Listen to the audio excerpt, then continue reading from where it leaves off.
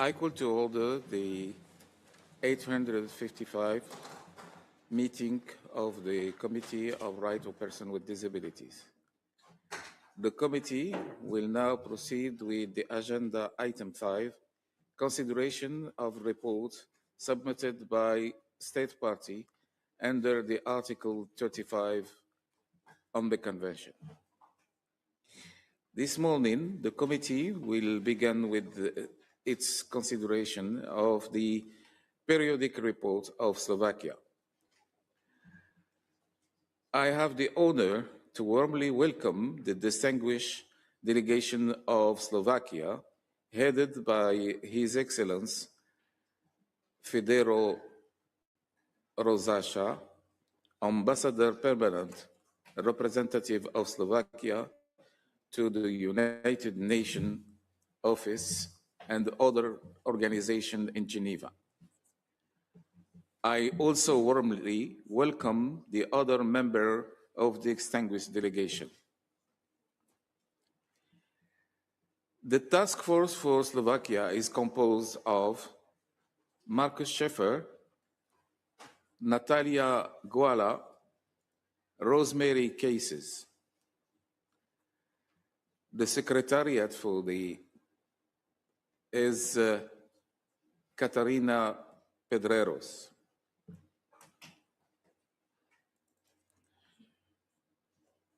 Before beginning the dialogue, I would like to briefly explain the work method that will be followed. For each cluster, the dialogue will proceed through 2 rounds of back-to-back question and answers. In the first round, members of the task force will raise questions and the distinguished delegation will be given the opportunity to respond. In the second round, the members of the task force will raise questions and distinguished delegation will be given the opportunity to respond.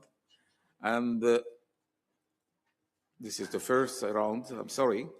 The second round, the floor will be open to the committee members who are not a member of the task force to get together with one of the members of the task force for additional and follow-up questions.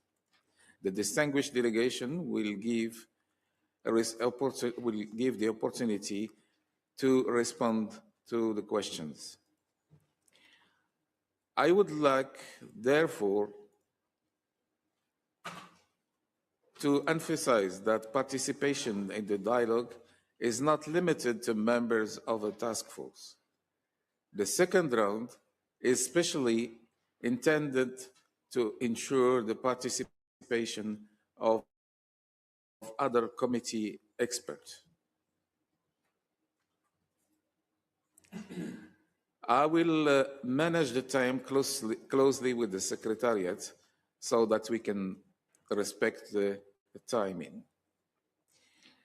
This morning, we will first hear the opening statement of the head of the delegation. We will then proceed to Cluster 1, covering the Article 1 to 9 and Article 31 and 33. The first 60 minutes will be devoted to the first round with the members of the task force.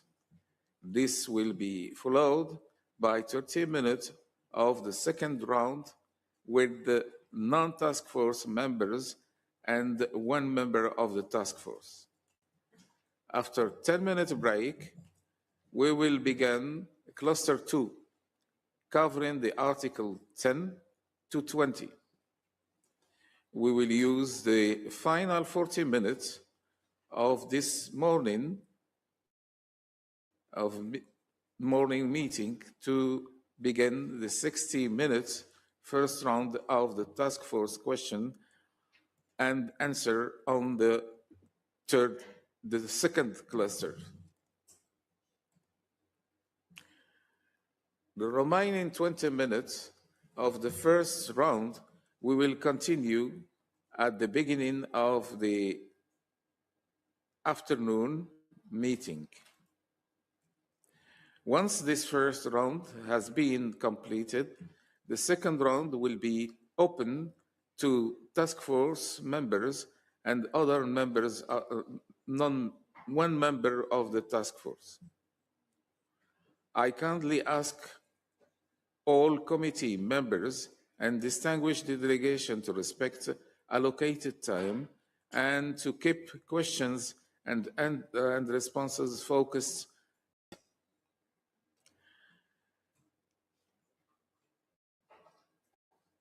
I will now give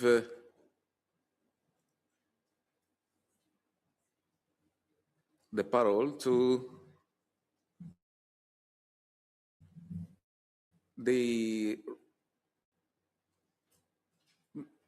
His Honorable Mr. Fredero Rocha, Ambassador, Permanent Representative of Slovakia to the United Nations and other organizations in Geneva. Please, the floor is yours for 20 minutes.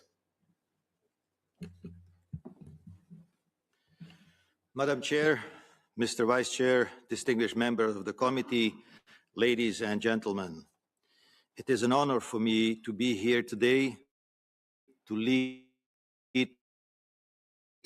the Slovak delegation on the occasion of the presentation, which outlined the progress made in implementing the Convention on the Rights of Persons with Disabilities in the Slovak Republic before this committee. The Slovak government attaches great importance to the work of the committee, in particular its role in the monitoring state parties' compliance with the Convention, which is vital for ensuring its effective implementation. This year is especially significant as we commemorate the 20th anniversary of the adoption of Convention by General Assembly of the UN in 2006, which entered into force 2 years later in 2008. Created as a human rights instrument with an explicit social development dimension, it is the first comprehensive human rights treaty of the 21st century. It is also the first human rights convention to be open for signature by regional integration organizations, reflecting its universal ambition in advancing the rights of persons with disabilities. Allow me now to mention the members of the delegations to whom you will address your questions today.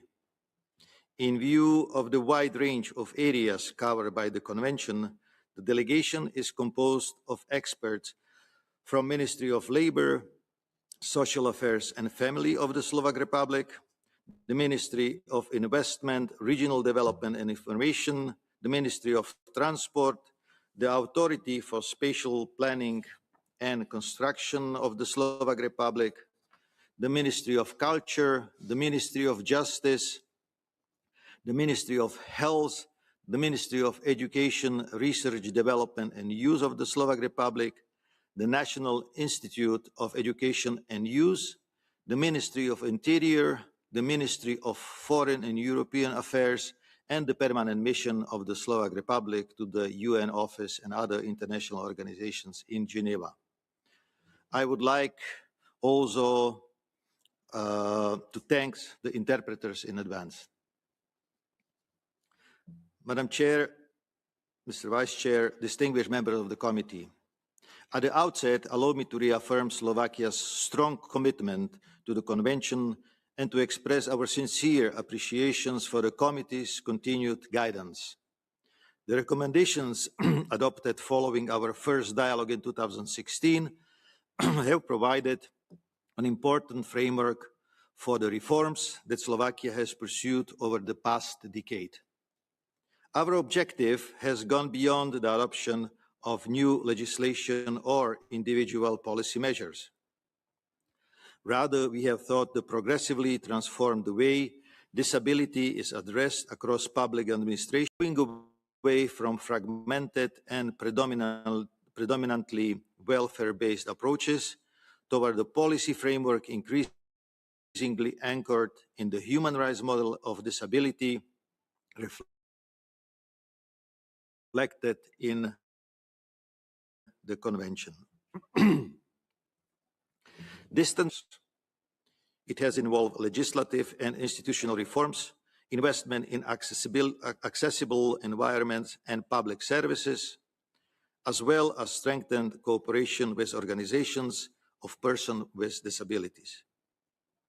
While we fully recognize that challenges remain, we believe that the direction of reform is clear: strengthening autonomy, promoting equality, removing barriers, and enabling the full participation of persons with disabilities in all aspects of society. A key priority in this process has been the gradual transition towards greater recognition of legal capacity and personal autonomy. In response to the committee's recommendations, Slovakia has continued reforming its legal framework with the aim of strengthening the equal recognition of persons with disabilities before the law and progressively moving towards arrangements that respect their will and preferences to the greatest extent possible. These reforms are complemented by measures aimed at reinforcing procedural safeguards, improving access to justice, and strengthening the capacity of public institutions to respond effectively to the needs of persons with disabilities. Our objective is clear. Persons with disabilities should not be viewed primarily as recipients of protections or assistance, but as equal rights holders. Accessibility has become one of the clearest examples of this broader transformation. The committee's recommendations in 2016 rightly emphasized that accessibility is not an end in itself, but an essential precondition for the objective enjoyment of all rights enshrined in the Convention. Guided by this understanding, Slovakia has progressively integrated accessibility considerations into an increasing number of public policies and reforms. Today, accessibility is increasingly recognized as a horizontal principle that informs legislation, public investment, digital transformation, and the design of public services. Rather than responding to barriers only after they arise, our objective is to ensure that accessibility is considered from the early stage of policy development and implementation. An important step in this direction has been the ongoing modernization of the regulatory framework governing the built environment. The new approach strengthens accessibility requirements while embedding the principle of universal design into planning, construction, and renovation processes. This represents a significant shift from a model focused primarily on removing physical barriers towards one that seeks to create environments that are inherently accessible, inclusive, and usable by everyone. Accessibility has equally become an integral part of Slovakia's transport policy. Investment in transport infrastructure and public transport services are guided by the objective of enabling persons with disabilities to travel safely, independently, and on equal basis with others. This includes the progressive removal of physical barriers, improvements to passenger services, and the systematic incorporation of accessibility requirements into transport planning and infrastructure development. A digital transformation has provided another important opportunity to advance inclusion. Slovakia has established a comprehensive framework for monitoring and improving the accessibility of public sector websites and mobile applications, complemented by methodological guidance and capacity building across public administration. These efforts are driven by the recognition that digital public services must be accessible by design if they are to support equal participation in an increasingly digital society. Our understanding of accessibility also extends beyond infrastructure and technology.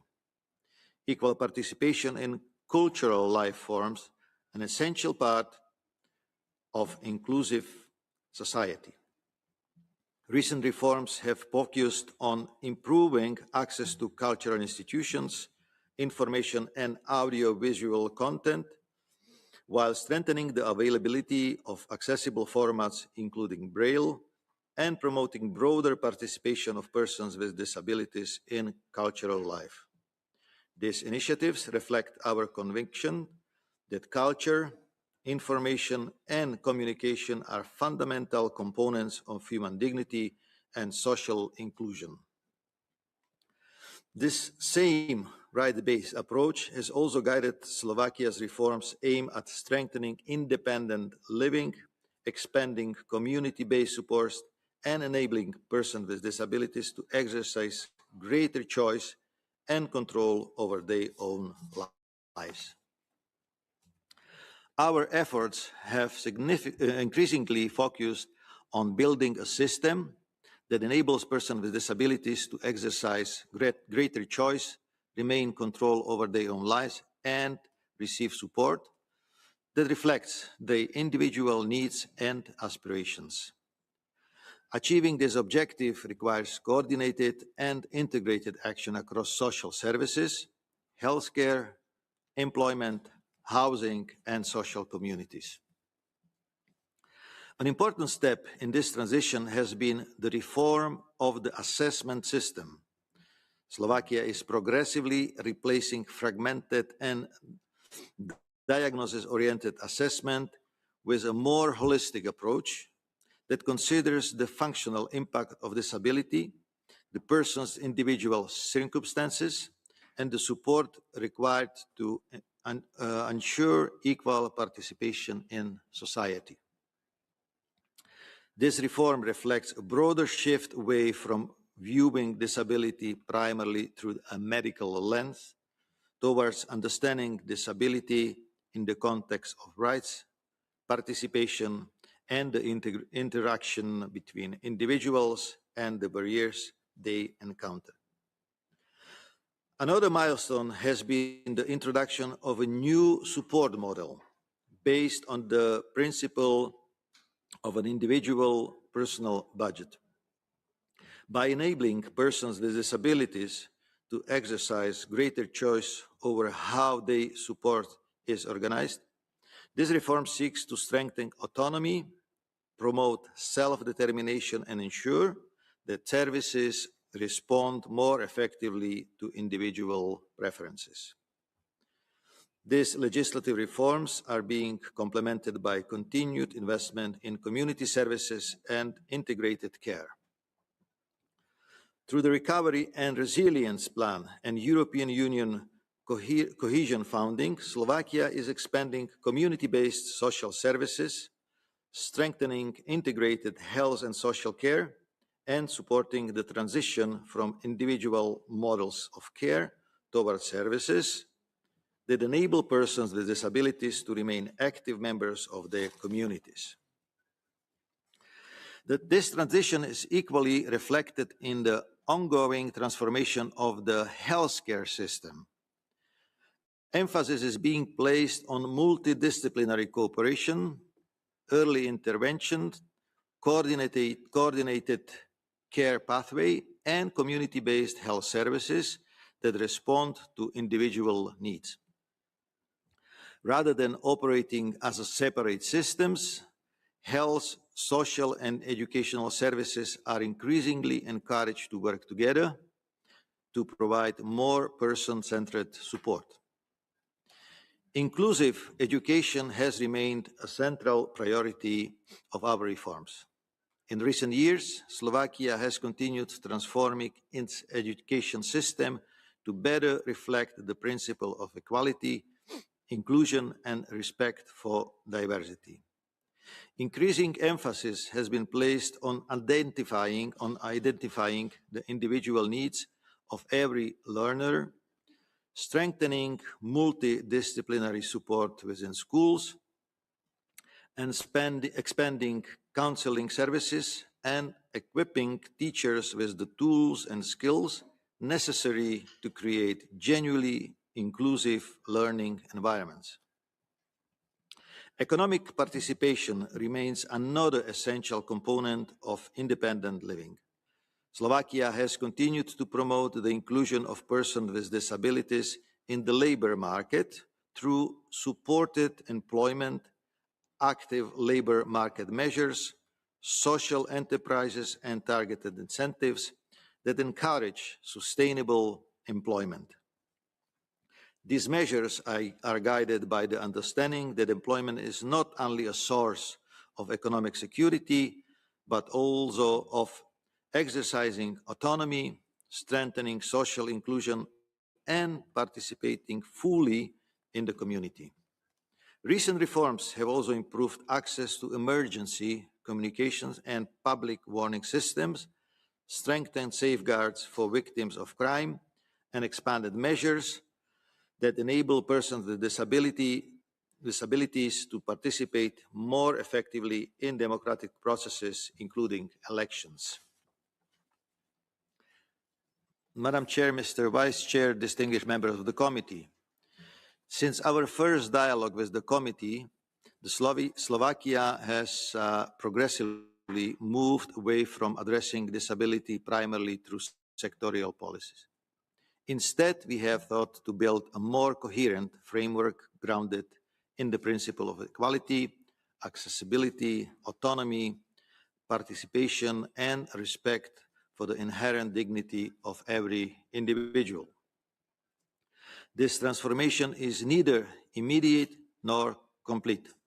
We recognize that challenges remain.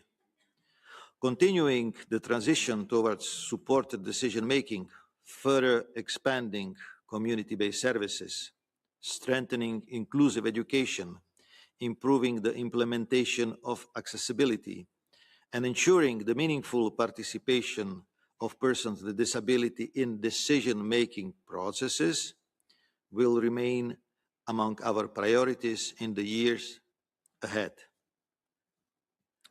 At the same time, we believe that the reforms undertaken during the reporting period demonstrate a clear and irreversible direction of progress in this area.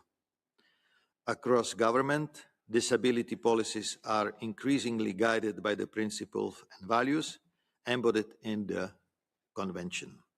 The Slovak Republic approaches today's dialogue in the spirit of openness, partnership, and mutual learning. We value the committee's expertise and regard this constructive dialogue as an important opportunity to reflect on the progress achieved and to identify ways in which implementation of the Convention can be further strengthened. Allow me to conclude by reaffirming Slovakia's unwavering commitment to the full and effective implementation of the Convention. We remain determined to work in close cooperation with organizations of persons with disabilities, independent monitoring mechanisms, civil society, and international partners to build a society in which every person can enjoy all human rights and the fundamental freedoms of an equal basis with others. I thank you very much for your attention.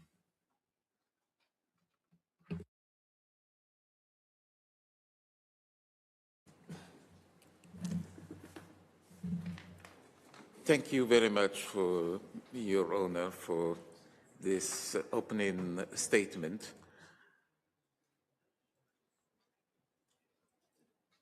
I will now proceed with the first round of questions and answer under Cluster 1, covering the Article 1 to 9 and Articles 31 and 32, 33.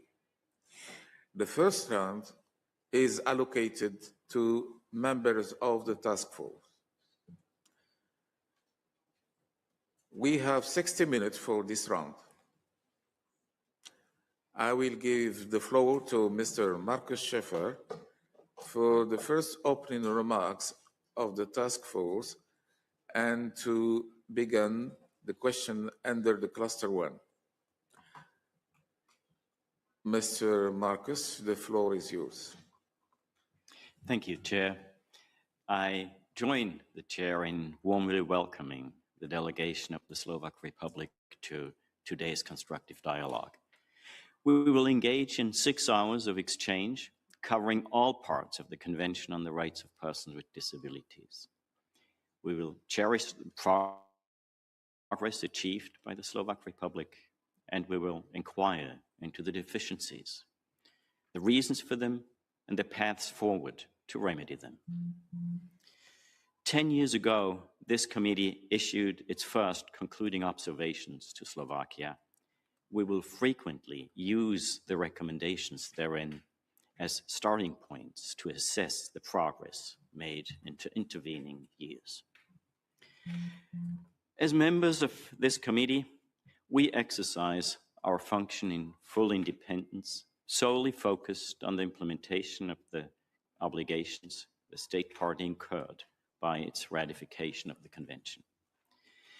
Based on our dialogues here in Geneva, we have become well aware that not all state parties, and I would exclude, of course, Slovakia, are fully cognizant of the fundamental impact the Convention has and will have on their domestic laws and practices. In many areas, the Convention mandates changes of culturally deeply entrenched practices of exclusion and subordination of persons with disabilities.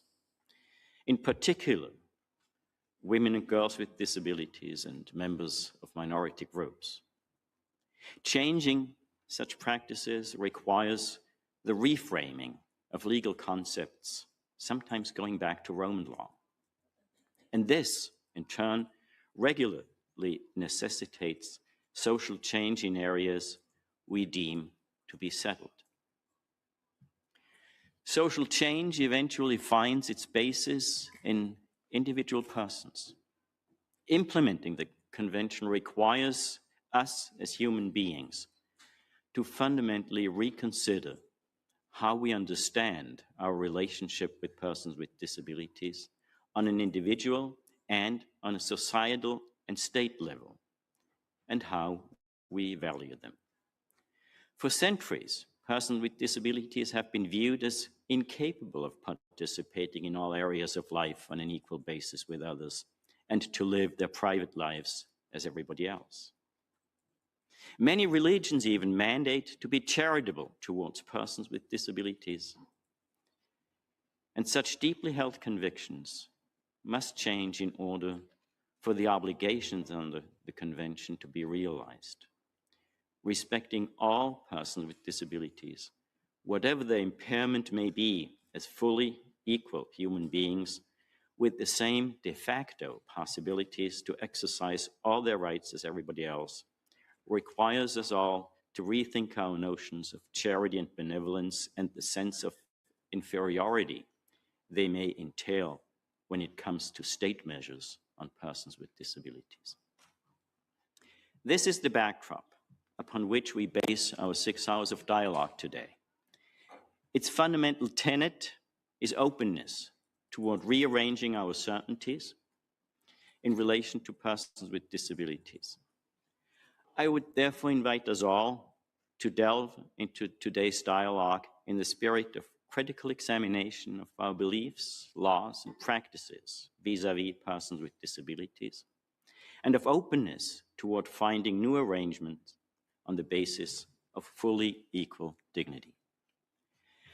I will now continue with the first cluster, with the questions on the first cluster, as the chair mentioned, Articles 1 to 9 and 31 to 33. My colleagues will, after that, then continue. And I would start with a recent development of the highest level. In September 2025, the State Party adopted a constitutional amendment.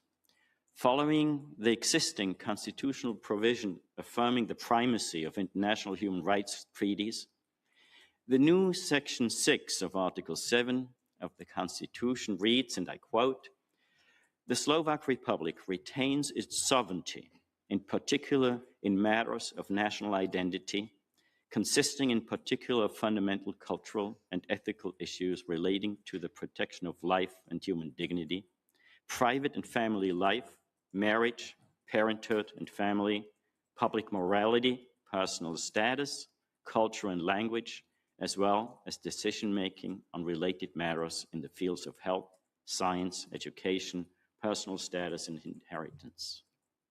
Before its adoption, the Venice Commission of the Council of Europe issued an urgent report on it. This amendment raises questions related to our convention as one treaty of human rights. The exclusion, and why is that? The exclusion of unequal treatment of persons with disabilities from many areas of life, including all of the areas mentioned in the amendment, has deep historical roots and has, it is sad to say, become a particularly malicious element of today's culture in many countries, not only in the State Party, but around the globe. Taken at its wording, the amendment aims at insulating these practices from international influence from international human rights treaties. It creates, therefore, the danger of rendering much of the convention legally irrelevant in the State Party.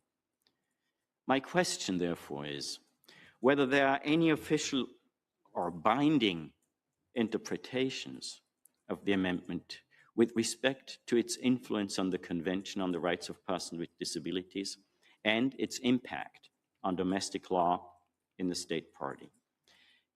Can the delegation rule out that these amendments might be applied as obstacles to the full implementation of the Convention? That is my first question.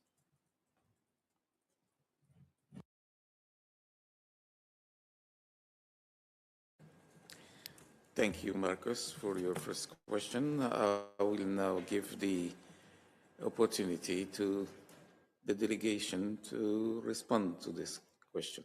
Please, Your Excellency.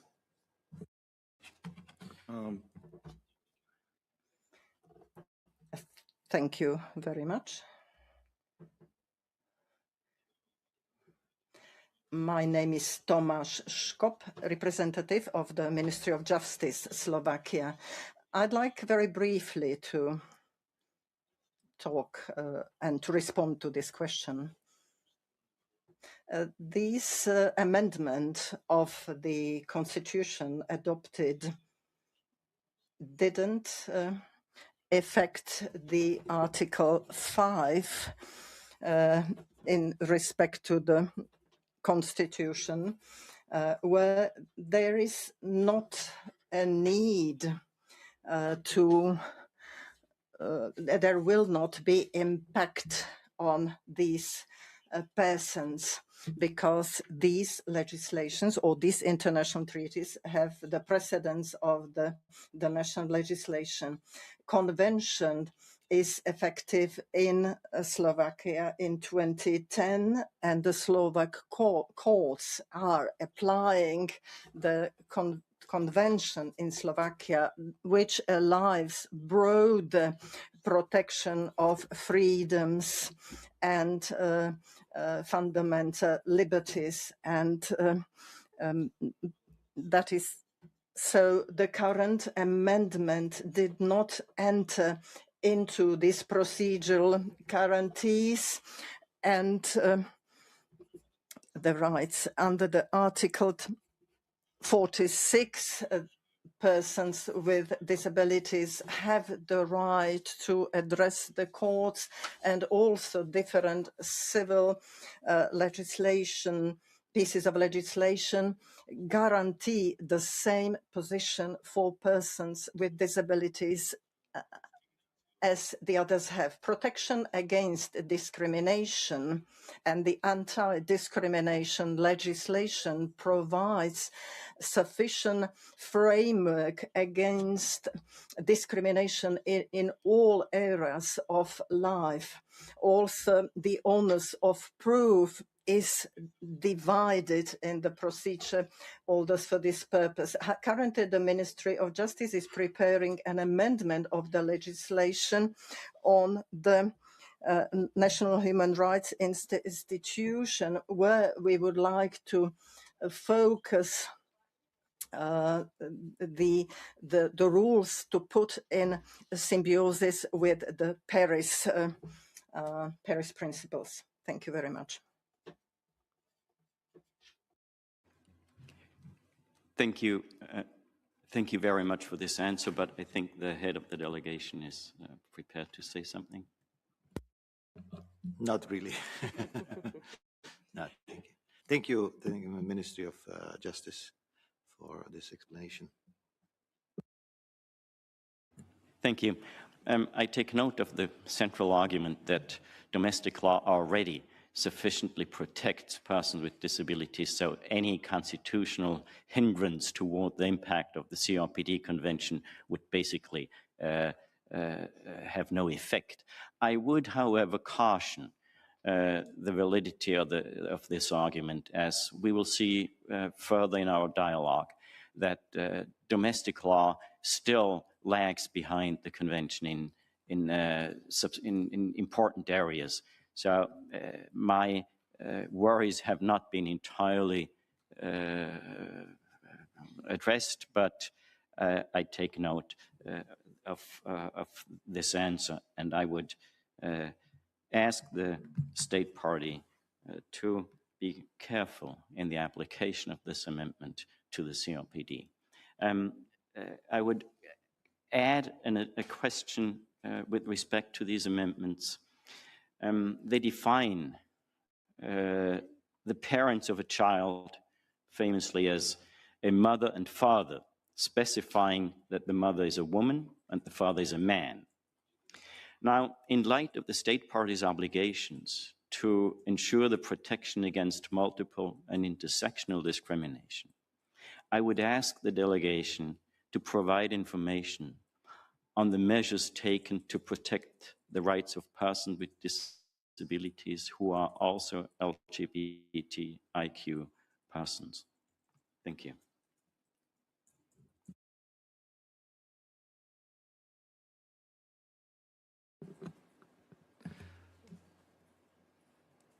Thank you for this question. Is Ministry of Justice ready to answer this question?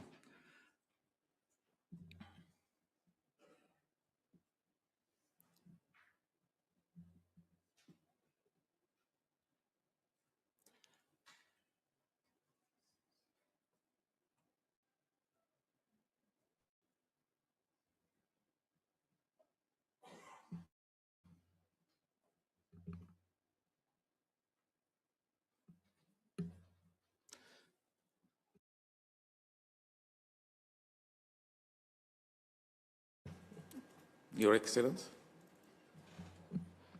any response to this question?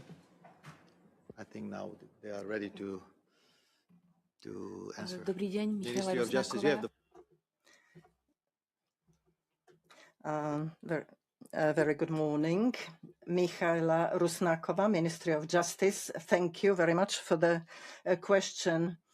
Matka and father as woman and man is still respecting the rights of all persons.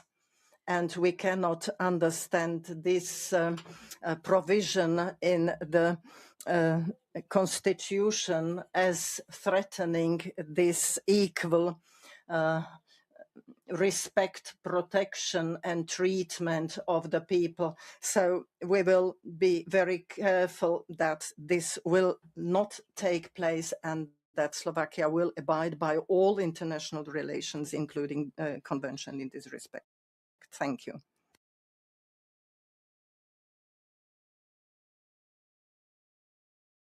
Mr. Schäfer. Thank you for the answer. I think you run into a fundamental problem here. This amendment seems to be specifically targeted to ensure a certain view of the family and a certain view of who can be a father and a mother of a child, thereby excluding others. I think that's the whole purpose of this amendment. And it will remain to be seen how it is going to be applied. I would move on, still under Article 4, a very different topic. We'll move off from these amendments, even though it would be very interesting to stay with them.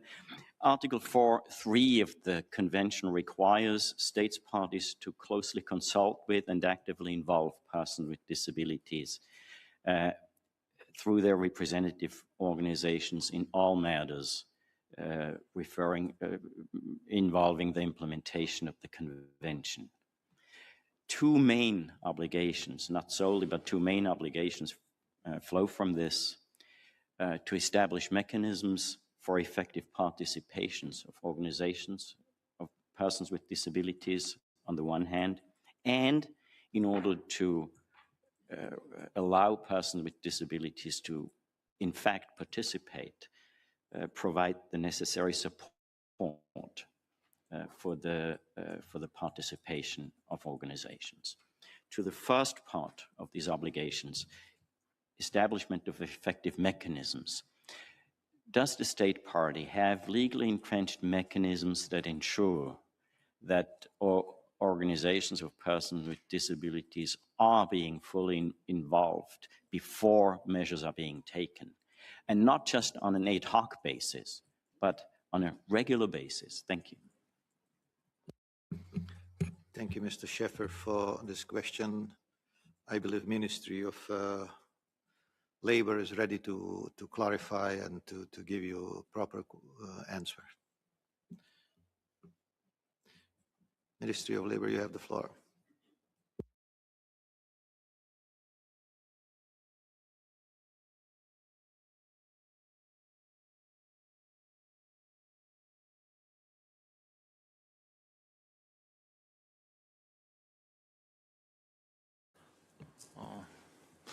Very good morning. Martin Trnovec, Ministry of Labour, Social Affairs and Family, Slovakia.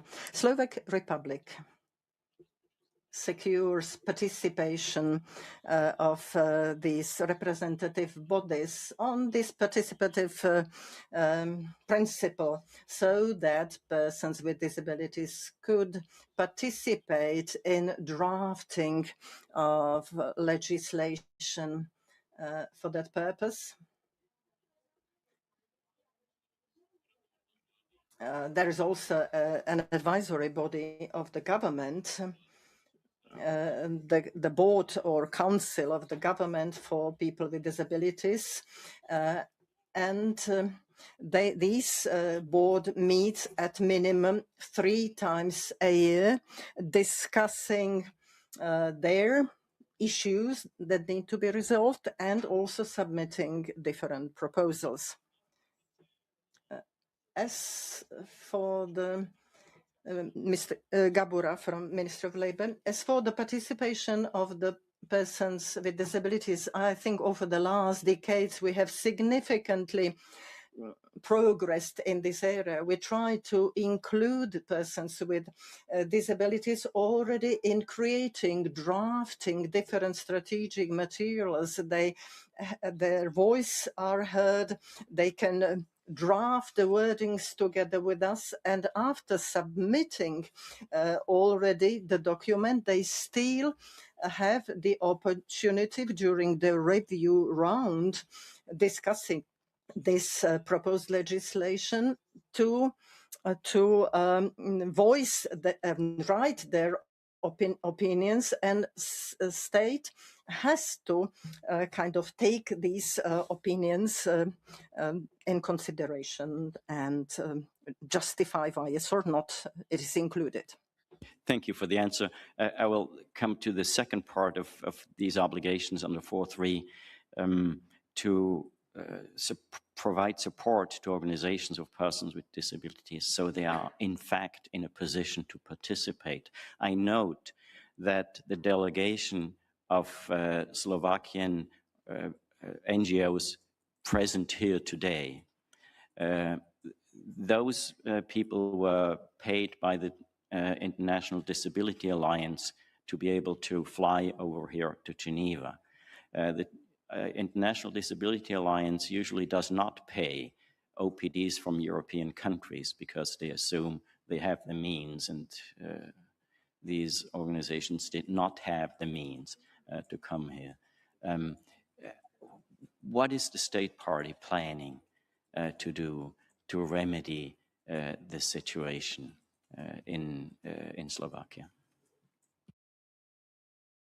I will ask again Ministry of Labor to clarify.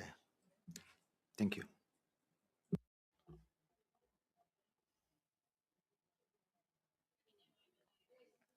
Ildiko Polačeková, Ministry of Labor, Social Affairs and Family. Slovak Republic has created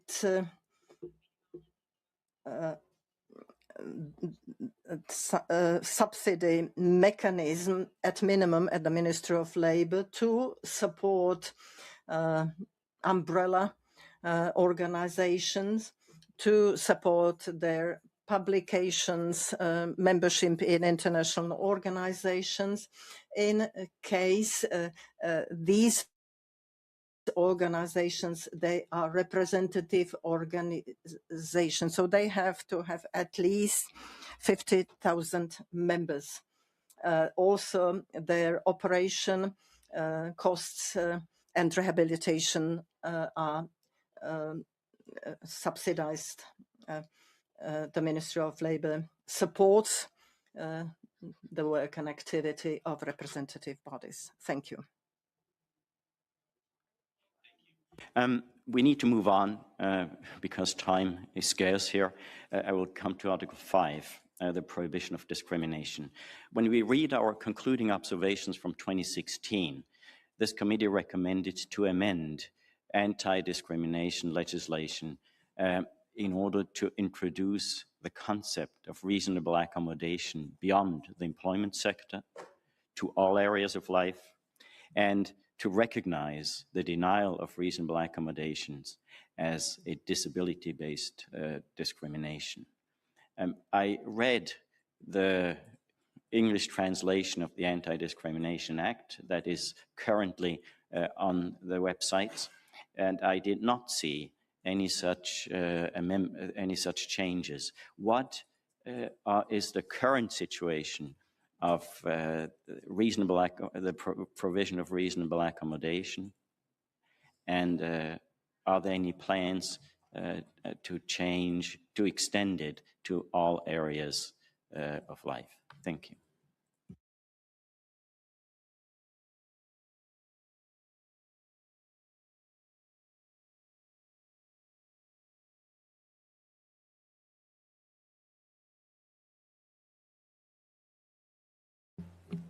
Thank you.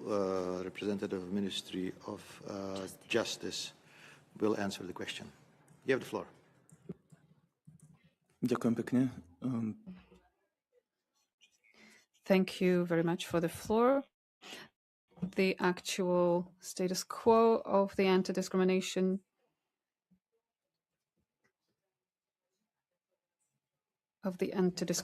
Act.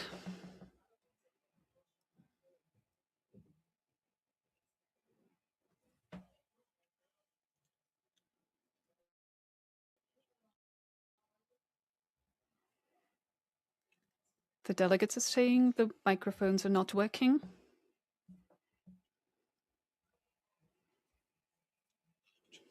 Can you hear me? So the Anti-Discrimination Act is a general piece of legislation describing all the general rules for the protection of people and abolishes discriminations based on disability. I am saying on purpose that it's a general piece of legislation because it has been a result of multilateral negotiations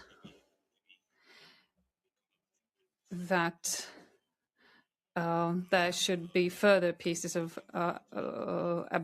application laws which are currently in the process of being prepared, and they will specify and assess the extent to which all of these provisions will be formulated, and the deadline is the end of the 2026.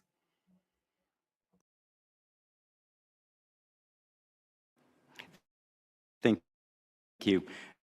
We, of course, are looking forward to those proposals. I would continue with a question on Article 5. Following a judgment of the State Party's Constitutional Court, statutory age limits restricting access to personal assistance and financial contributions, for example, towards the purchase of motor vehicles, have been removed. However, the Commissioner for Persons with Disabilities states that discriminatory practices persist. And it bases this statement on complaints it received. In case of young children, for example, decisions continue to be influenced by age-based stereotypes, the Commissioner says, and assumptions that support should be provided exclusively by parents or other family members. And in cases of older persons with disabilities, the applications are frequently rejected on the basis of the statutory criterion of purposefulness. Could the delegation inform the committee on the accuracy of these statements by the Commissioner and on the measures, on any measures envisaged to remedy these problems? Thank you.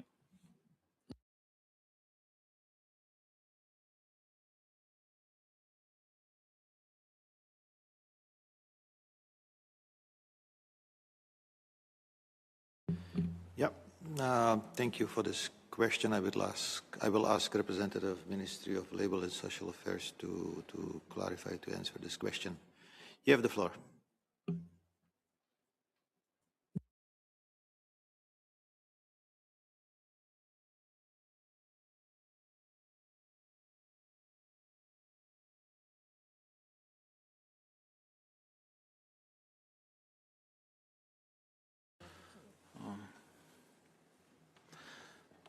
Dobrý deň prajem. Good morning again. Thank you for the question. And I'm sorry for the delay. We had to discuss the meaning of the question, whether we understand it clearly. I think you're talking about financial compensations. We have a compensation for care and personal assistance, and both allocations have different objectives and are designed for different groups of people. The allocation for care is aimed at children with disabilities as well, but there is the possibility to ask for a parental allocation until the 6 years of age of the child. And the parent of a child with disability can ask for this caregiver benefit. So, as I explained, the objectives are different. For the personal assistant, these benefits or allocations should cover the basic needs such as hygiene, etc. So these are the caregivers. And for the personal assistants, the aim is to the maximum integration into society. Thank you very much. Thank you, and my apologies if the question was not clear enough. I hope the next one is clearer. Still, the last on Article 5. We are informed that provision of services to persons with disabilities vary greatly depending on geographical location. And in particular, areas predominantly inhabited by Roma people are ill-supported. And we see from the case law of the European Court of Human Rights that discrimination of Roma people is a recurring issue in the state party. Could the delegation specify the measures taken or planned to remedy this with respect to Roma people and with respect to the geographically even distribution or availability of services? Thank you. Thank you very much, Mr. Schäfer, for this question. This is, I believe, multi-sectoral coverage. So who is ready to answer this question?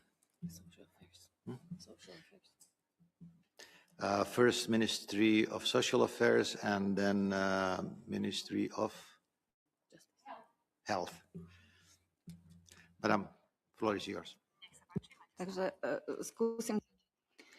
So for the Ministry of Labour, I can say that providing social services, they are ensured by the public bodies on regional or state levels. When it comes to the state budget, the Slovak Republic provides financial support regardless of the geographical position for persons that are dependent to some extent. And different regions,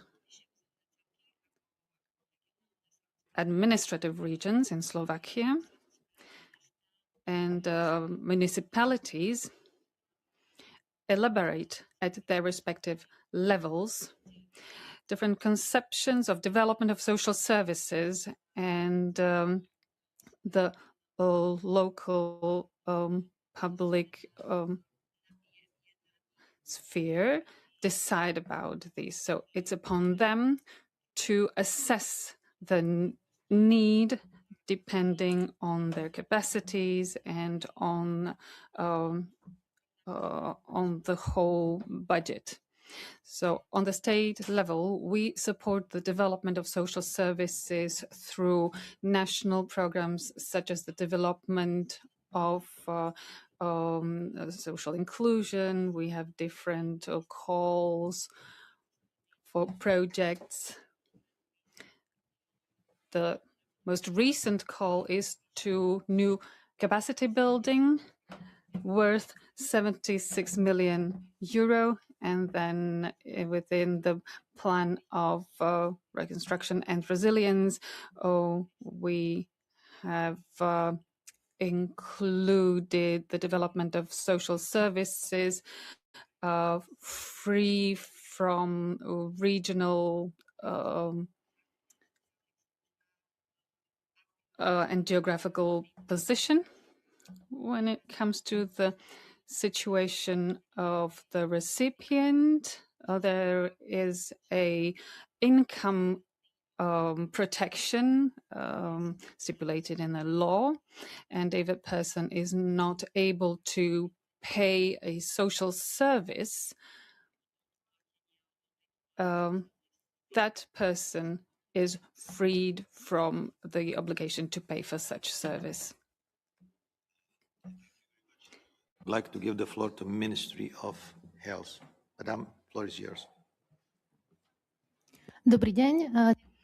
Good morning. Thank you for the floor. My name is Zuzana Haťapková. The Ministry of Health realizes different system measures in order to coordinate healthcare, including the care for people with disabilities. And we aim to create a network of centers for which we had a call worth 37.5 million euro to create centers of coordinated care to improve outpatient care, the management of patients, and a multidisciplinary cooperation. We also integrated and a cross-sectional cooperation through a multidisciplinary team based on an integrated health care or treatment plan. It is very important for people with mental health disorders, where a long-term coordination on multidisciplinary level is important and needed. This helps to coordinate healthcare givens and non-healthcare professionals to cooperate even outside the healthcare facilities. And the healthcare allows people to use the services of multidisciplinary teams and to rehabilitation services. So this presupposes a better accessibility to people with disabilities and to people from disadvantaged environments. This is also supported by a national project focused on marginalized Roma communities, where assistance of better health self-care are directly active within the communities. They raise awareness of health care in general. Thank you. Thank you for the end. Mr. Schäfer, if you allow me, Ministry of Justice has some additional clarification to your question. Thank you.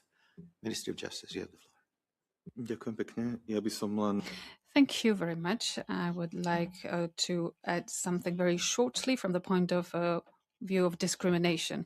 Any procedure aiming or causing a discrimination based on disabilities, for example,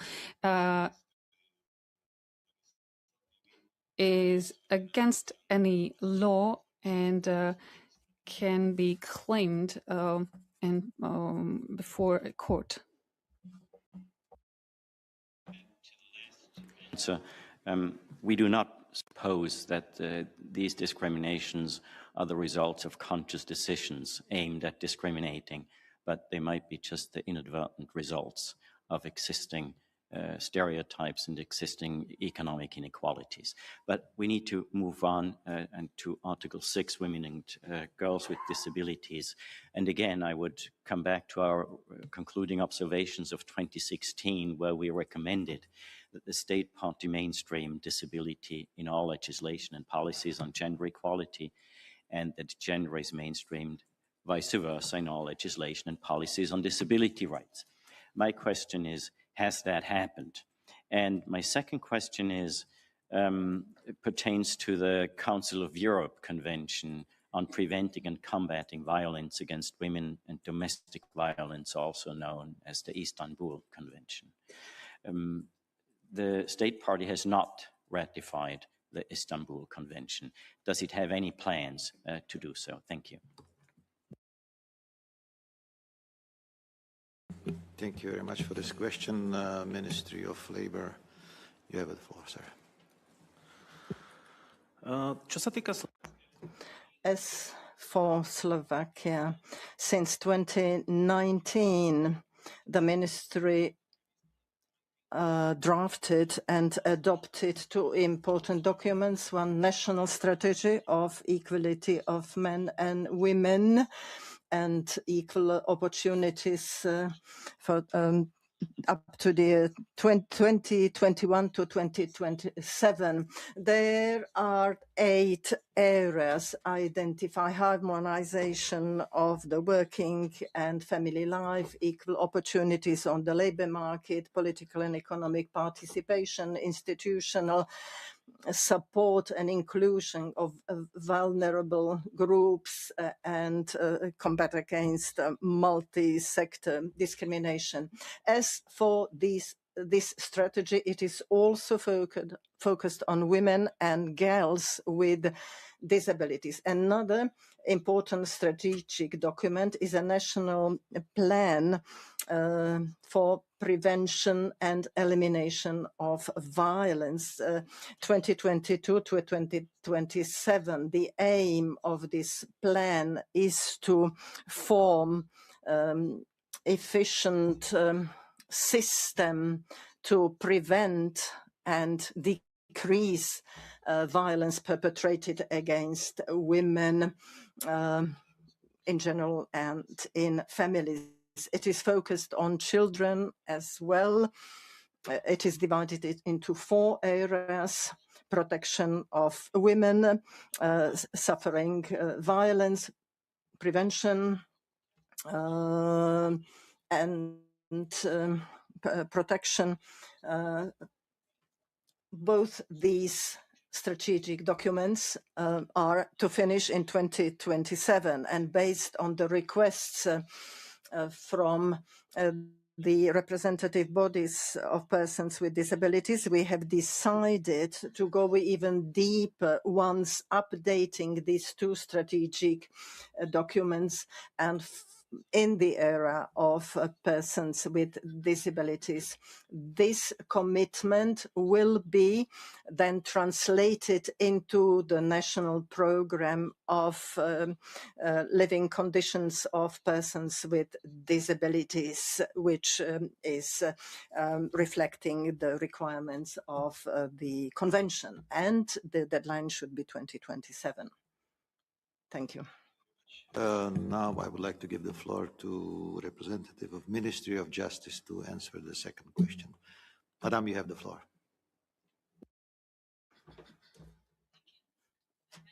Julia Kralkova from the Ministry of Justice. So in regards to the Istanbul Convention, Slovakia has not ratified it, and at present there is no decision to proceed with its ratification. Nevertheless, Slovakia remains committed to strengthening the prevention of and response to violence against women and domestic violence through its national legal and institutional framework.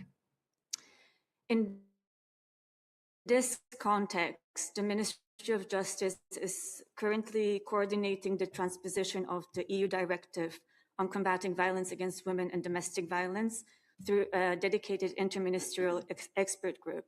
The directive establishes binding EU standards in the areas of prevention, protection, and support of victims, access to justice, and the prosecution of relevant forms of violence, and in many respects reflects standards also contained in the Istanbul Convention.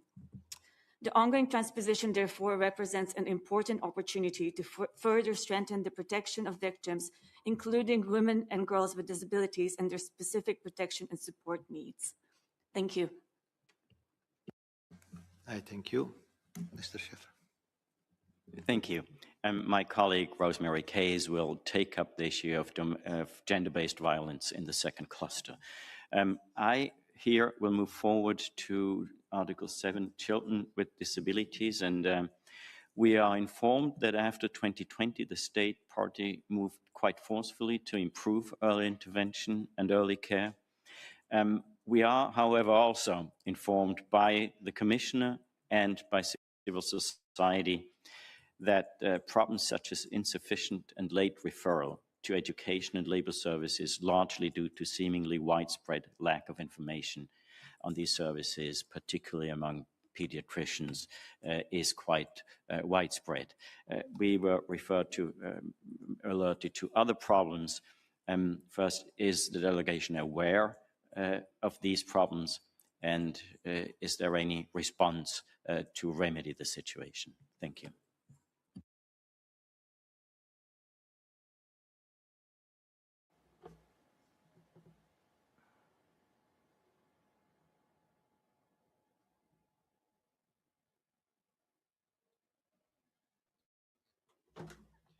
I believe Ministry of Social Affairs is ready to clarify or give some information about the processes. Madam, you have the floor. Moje jméno je Alexandra Bublišová, Ministry of Labour, Social Affairs and Family, and I can speak on behalf of our ministry. As for the early intervention, which is in the legislation on social services, we are focusing on improving this issue. The Ministry of Labour has drafted several strategic documents, national strategy on development of capacities and abilities as early interventions. There are 2 plans in respect to this. Also, we have a working group composed of different members, including the ministries of education and healthcare, but also different parent representations, also the Office of the Plenipotentiary for Roma communities. And this working group is very active in drafting different documents, and it is a very good platform for exchange of opinions in this respect of early intervention and early care. They, for example, drafted also kind of a plan focusing on trajectory of children in this early childhood. And we also use this methodology in different areas. The methodology was published in 2024, and it is very much used with the children with hearing or visual disabilities. So materials are the good output of these services as well. Children from 0 to 7 years are the beneficiaries of these services. At the moment, there are 45 of these early interventions and services, and in 2025, 2,375 hours of support and activities were provided, which is a significant improve as the number of families assisted were increased by 1,242. The special benefit is that these teams providing early intervention are multidisciplinary, which helps them to provide very good professional assistance in early years of the child. It's considered very important. We need to support these families as early as possible. This is also why we issued a call to support families via these early assistance. 4.7 million is the fund, and already 26 applicants kind of registered for this assistance. So we assume that 40,000 more hours of this early intervention will be provided to these needy families. We also work on awareness raising, informing parents. There is, for example, a national project called Campaign, including informative videos. These videos will be showed on the national TV as well. The workshops will be organized to where these members of the teams will talk, and also specialists like neonatologists and so on. I would perhaps pass the floor to my colleague from the Ministry of Healthcare. The lady is also the member of the task force, and we're working together in this respect. Thank you very much, and I also thank for the support that we are getting from the Ministry of Labour. This allows us to help children. Clearly, in the early development are the parents and the pediatrists who are the first persons to support children. The ministry issued a document in 2019 where it issued the information what the primary pediatrist should check when these children are brought for the check-up. The screening is done on psychomotor capacities, and then, if needed, the child is referred to the checkup of different other specialists. We are very much focusing on the fact that all this care should be of high quality, so that the functional capacities, abilities of the child are really perfectly checked up. And as the WHO advises us not to look only at the diagnosis, but at the functionability in particular, we need our specialists and experts to be prepared in this area, so that the proper functioning of the health and disability of all these medical and other specialists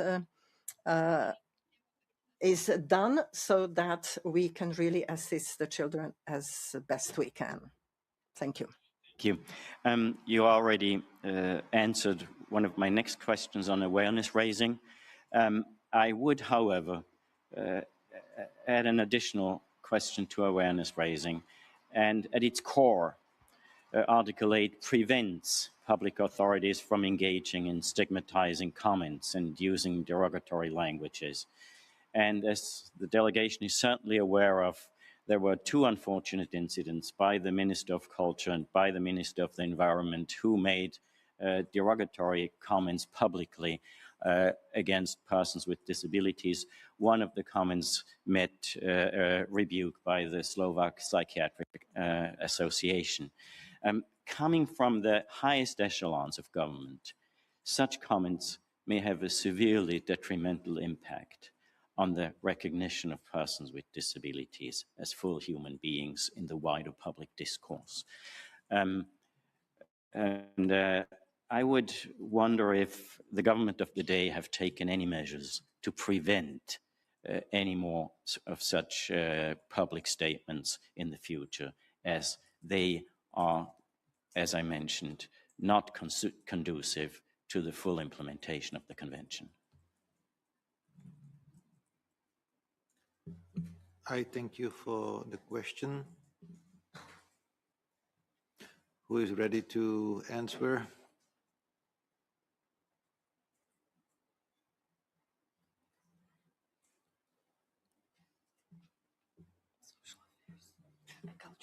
I see Ministry of Culture is asking for the floor. Madam, you have the floor.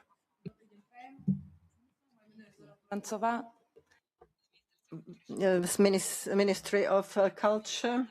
Very briefly, I'd like to remind ourselves that the Ministry of Culture has a subsidy system where different culture and other type activities are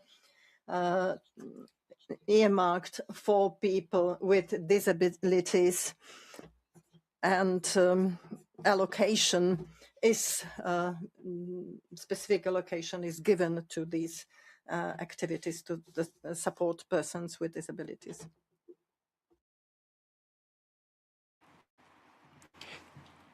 Thank you very much for this answer.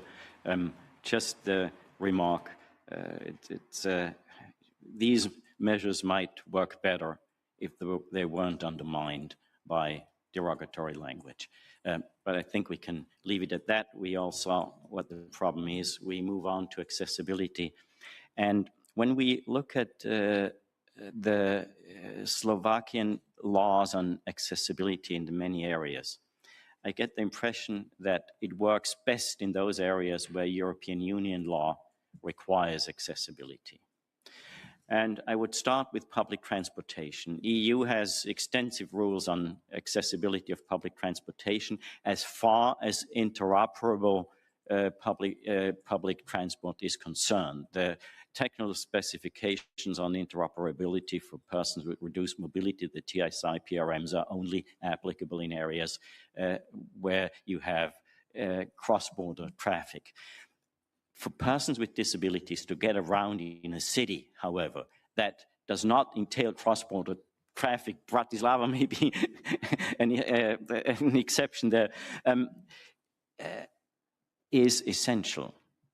Does the state party have any rules governing the accessibility of non-interoperable public transport that does not fall under EU rules? That would be my first question on Article 9. Thank you, Mr. Schäfer. Ministry of Transport, you have an answer for this question. Mr. You have the floor. Dobrý deň. A very good morning. Radovat Slavik, Ministry of Transport.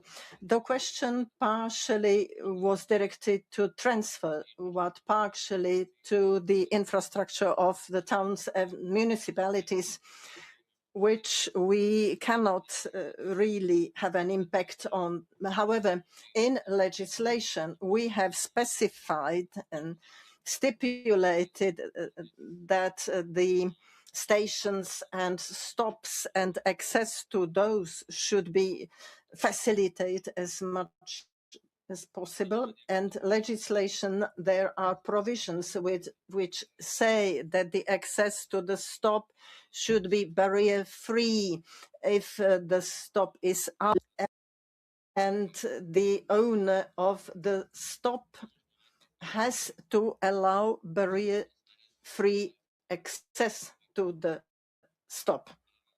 So the legislation has stipulated the condition that this access to stops and stations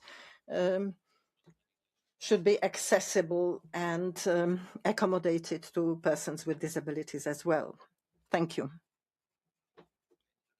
I'll ask now Ministry of Labour to additional clarifications to this question.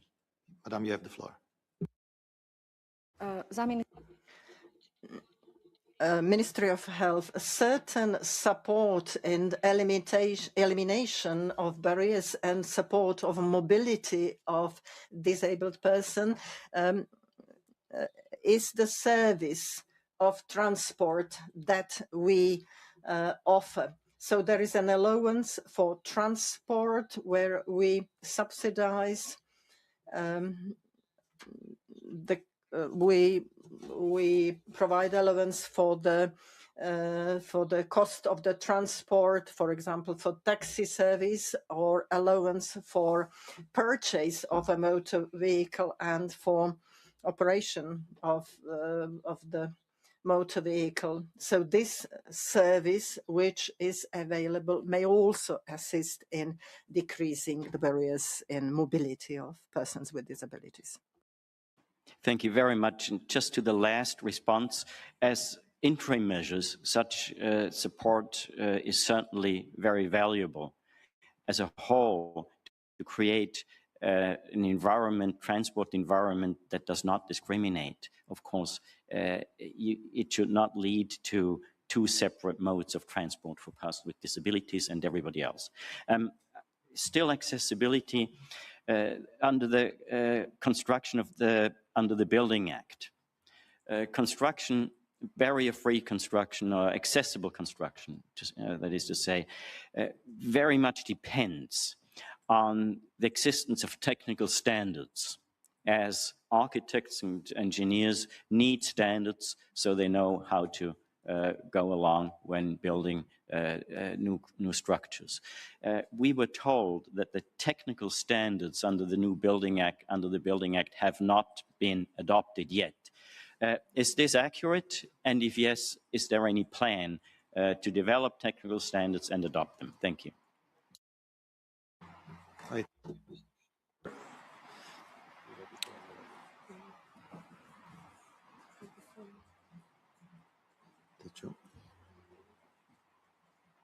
Yep.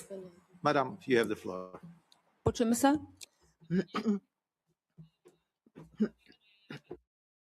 Angela Hornická, the Office of Land Planning and Construction. In the beginning, I'd like to say something and my colleague will take the floor. Yes, as for the building legislation in Slovakia, in last year, significant changes took place as the new Building Act was passed, which changed also legislative processes in respect to building permits, and it also introduced electronic permits, which could be understood as one of the de-barrier or barrier-free intentions. This year and also in the past year, some bylaws were drafted, one related to barrier-free use of buildings. At the moment in the Parliament, there is an amendment of the Building Act, so that by law is not in effect yet and will come into effect in the very same period as the Building Act will be in effect.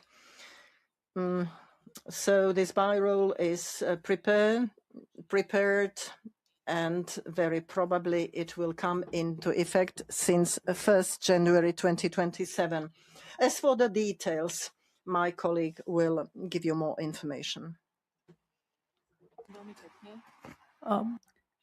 Thank you very much. Just briefly, my name is Jana Vilimova. I am also on behalf of the Office of Spatial Planning and Construction.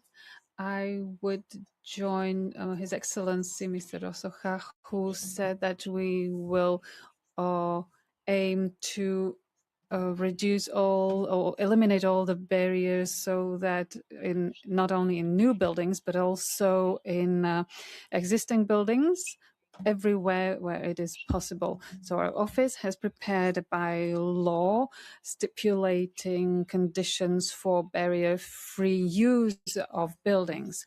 This bylaw will contain general conditions that are common for any types of buildings, but it will also stipulate specific conditions for buildings or where the need of barrier-free access is necessary and essential. For example, hospitals, schools, playgrounds for children, sport grounds, cultural institutions, etc.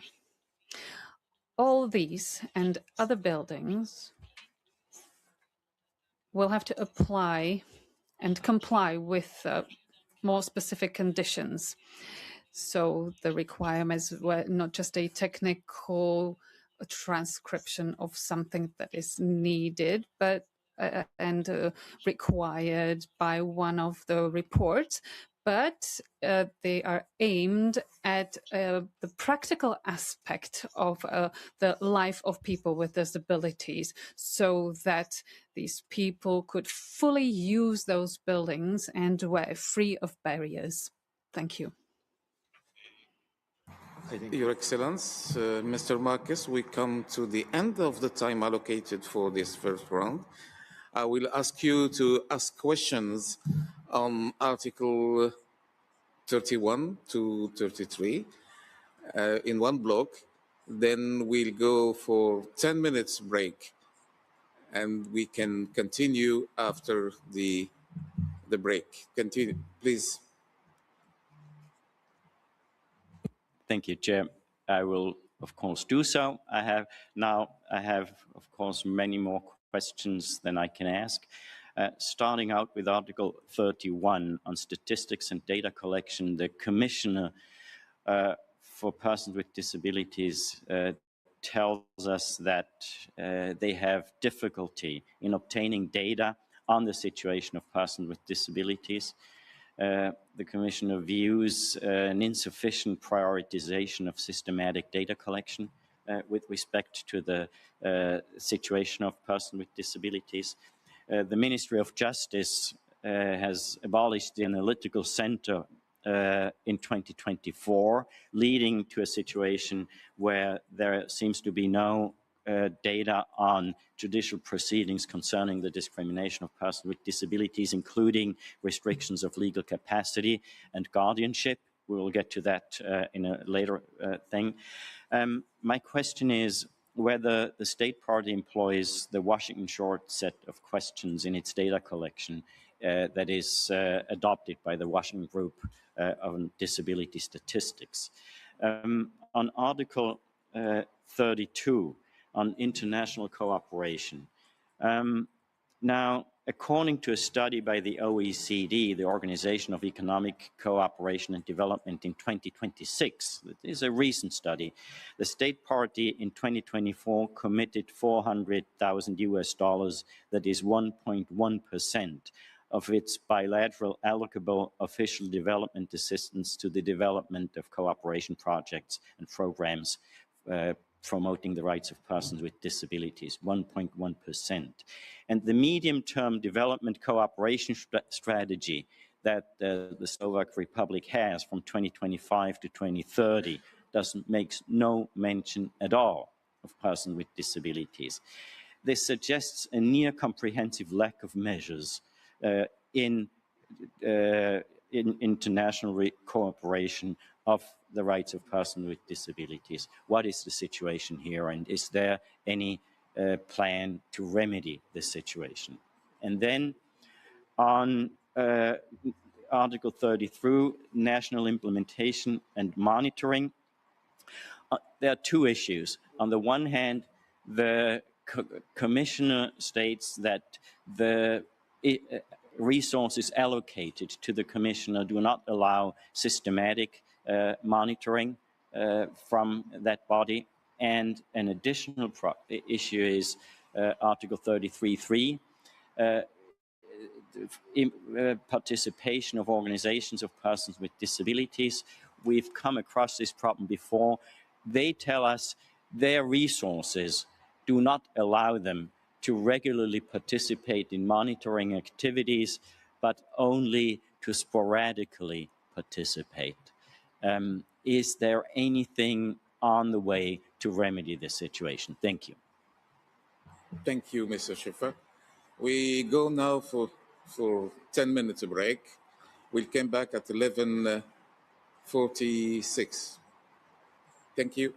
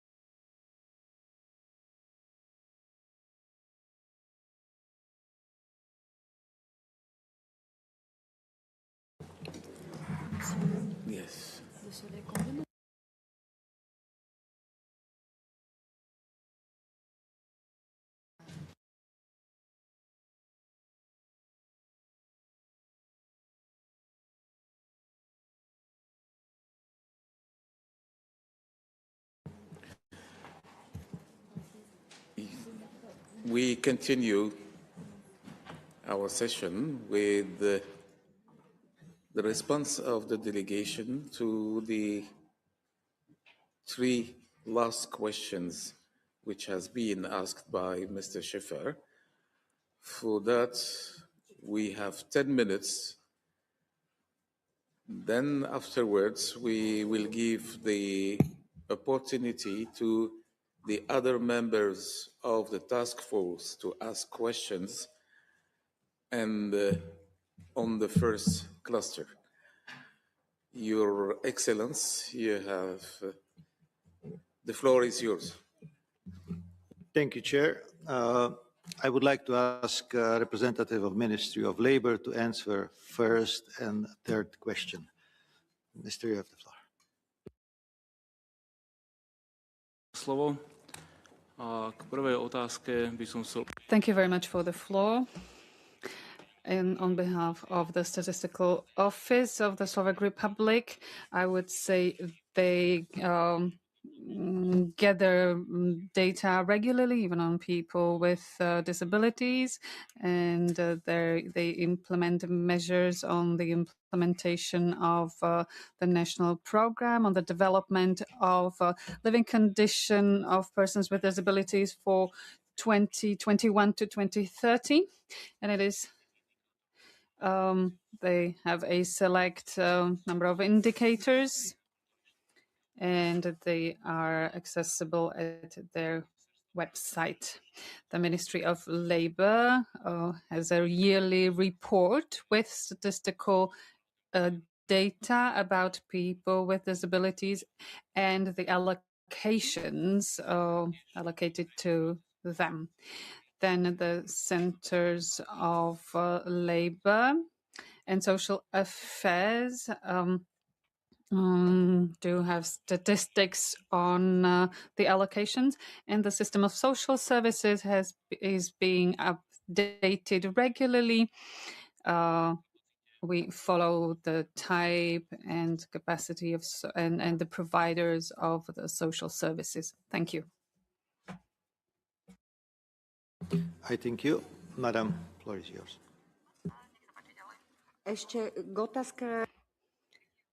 Concerning the third questions, we have said that, but I will repeat it here. For the support of the participation and functioning of the representatives of persons with disabilities, the Ministry of Labour provides a subsidy on the support of the membership in international organizations and edition activities or publishing activities of those organizations. The subsidy for the membership in international organizations is aimed at the membership fees and travel expense for the events that are organized by the international organizations and for the aims of the members of those civic organizations, then the insurance fees and some other expense like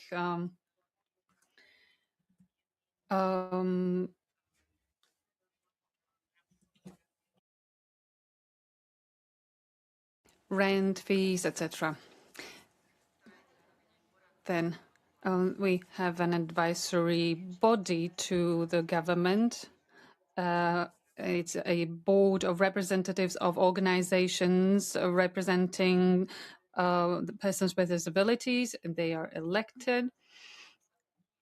And the minutes of the meetings are regularly published at the website of the Ministry of Labour. They are included in legislative processes, and the Slovak Republic is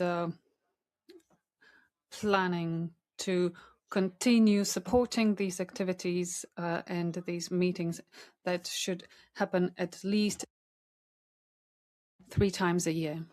Thank you. Thank you very much. Now I would like to give the floor to my colleague from the Permanent Mission to answer a second question. Madam, you have the floor. Thank you very much, Beata Lipowska from the Permanent Mission. Thank you very much, Mr. Schäfer, for the question concerning the development cooperation. It is very close to my heart because before joining the mission, I used to work for development department. So I will be answering your question, even though we don't have, unfortunately, colleagues from this department here with us. When it comes to development cooperation, there are two main governing bodies, if you will, in the design and implementation of our ODA projects. We have Ministry of Foreign Affairs, who is responsible for creating strategies, as you rightly mentioned, for instance, the midterm strategy, and also other sectional strategies. And then we have a different implementing agency, which is a budgetary organization of the Ministry of Foreign Affairs, who is responsible for the implementation on the ground. The whole design project and the life cycle of the projects are informed by principle of equal rights and opportunities for all. So in the whole project design, this precondition is embedded. Our projects are informed by the people from the ground. So we are in very close cooperation with the NGOs, who are the main implementators of the projects, but also one of the main authors. Our projects are also community-based, focused. It means that we are, for instance, we have very interesting projects, educational projects in Kenya, where we are building schools for people who are vulnerable. We are providing support for people who are suffering conflict or other vulnerable situations in cooperation with our humanitarian branch. We have capacity building projects. And all of these projects are focused on communities that we take as a whole. It means that all of the participants need to have equal access to participation in the projects, but also to the benefits of the projects. Before any project can receive a financial contribution, it goes through very deliberate screening through a project committee. So if we see at that stage that the project is not promising to deliver equally for all participants, then this project would be rejected. You rightly pointed out that the new midterm strategy maybe doesn't mention in verbatim or exclusively people with disabilities, which can be remedied, of course, but our understanding is that it's pre-existing condition for the approval of such project and the delivery. But I'm sure this is something that could be remedied in the future. Thank you. Thank you for all your responses. We come to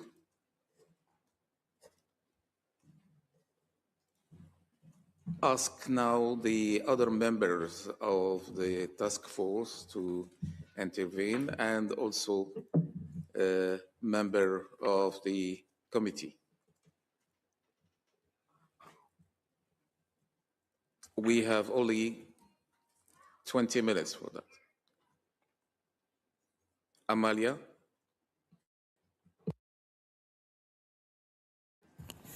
Gracias, President. Thank you, Chair. I would like to extend a very warm welcome to the distinguished delegation of Slovakia to this dialogue, as well as the civil society organisations here present. I'd like to ask a question on Article 7. Children with spina bifida and members of their family often face obstacles in early childhood, and the same with children with Down syndrome. Often families take on the responsibility, the main responsibility, to cater to their needs.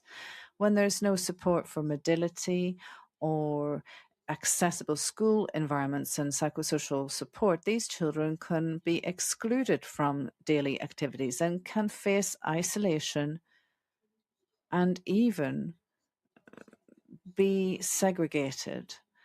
Obviously, families deal with stress and administrative burdens in this scenario. My question is, what plans does the state have to try to address such situations, the specific situation of children with spina bifida and Down syndrome, since the system often does not have a coordinated approach for children with complex disabilities? Thank you very much.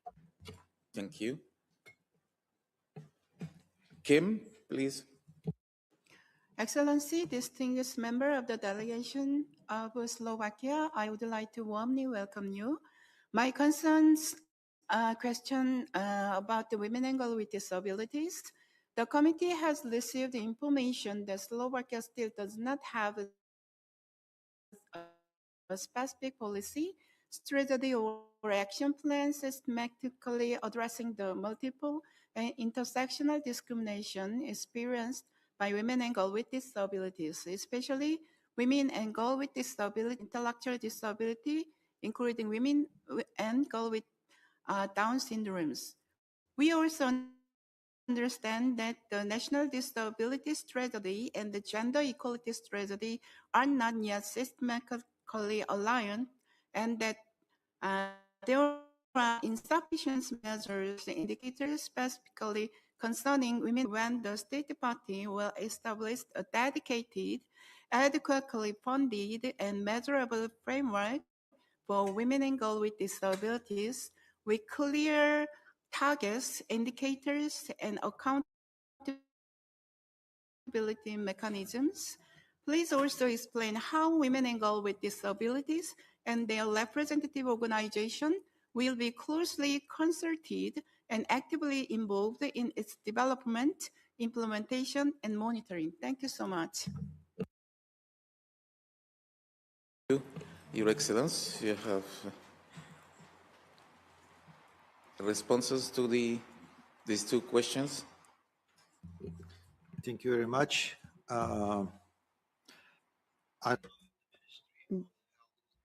Ministry of Social Affairs. Yeah, Ministry of Social Affairs is ready to answer the question.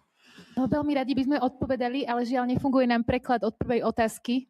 We would like to respond, but we did not have the interpretation, so we couldn't hear it.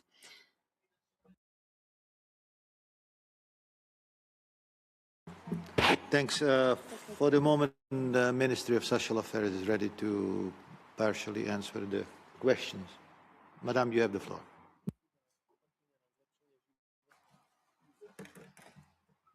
No, skúsim z pohľadu sociálnych služieb alebo z pohľadu ministerstva práce. Well, from the point of view of the Ministry of Labour, I said that there is the early intervention service. I provided all the data and statistics. And if I understood it correctly, the question is whether we have a coordinated care, which is not sufficient, allegedly. So at the level of early intervention and other social services, what works very well is the case-by-case management, where the care is designed to address the issues for the child and their family.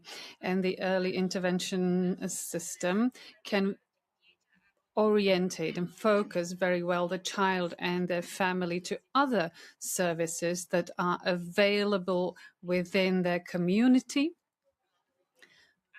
For example, if the child is to be enrolled to a preschool facility, the social workers accompany the child and the family to ensure a smooth transfer from one system to another, from the system of social services towards the educational system. It works also the other way around. If there is a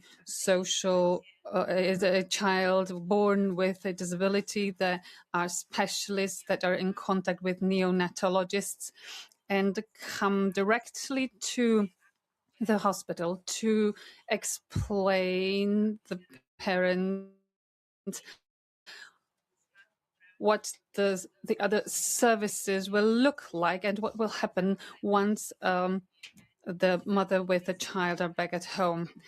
We are aware of the fact that such a service cannot be provided only on the level of social service, but on further levels so that it's more accessible to a broader number of people. And that's why the Ministry of Labour, in cooperation with other ministry, we draft a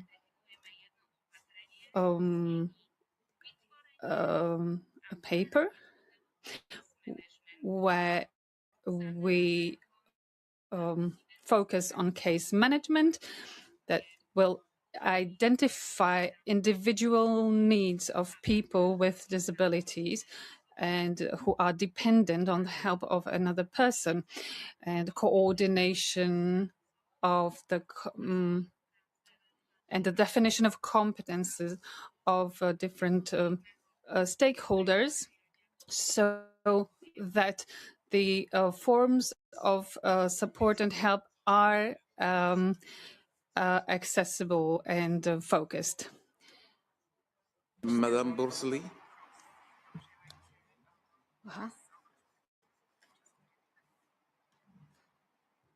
شكرا سيد الرئيس وأرحب بوفد سلوفاكيا.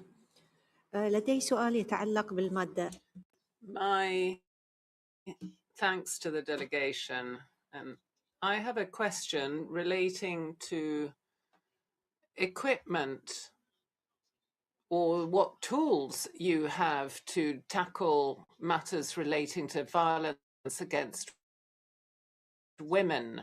There is a national strategy against this, but what measures are in place against women with disabilities, particularly women with psychosocial or intellectual disabilities? Is it possible to receive any remedies for this? And I have a further question on forced sterilization.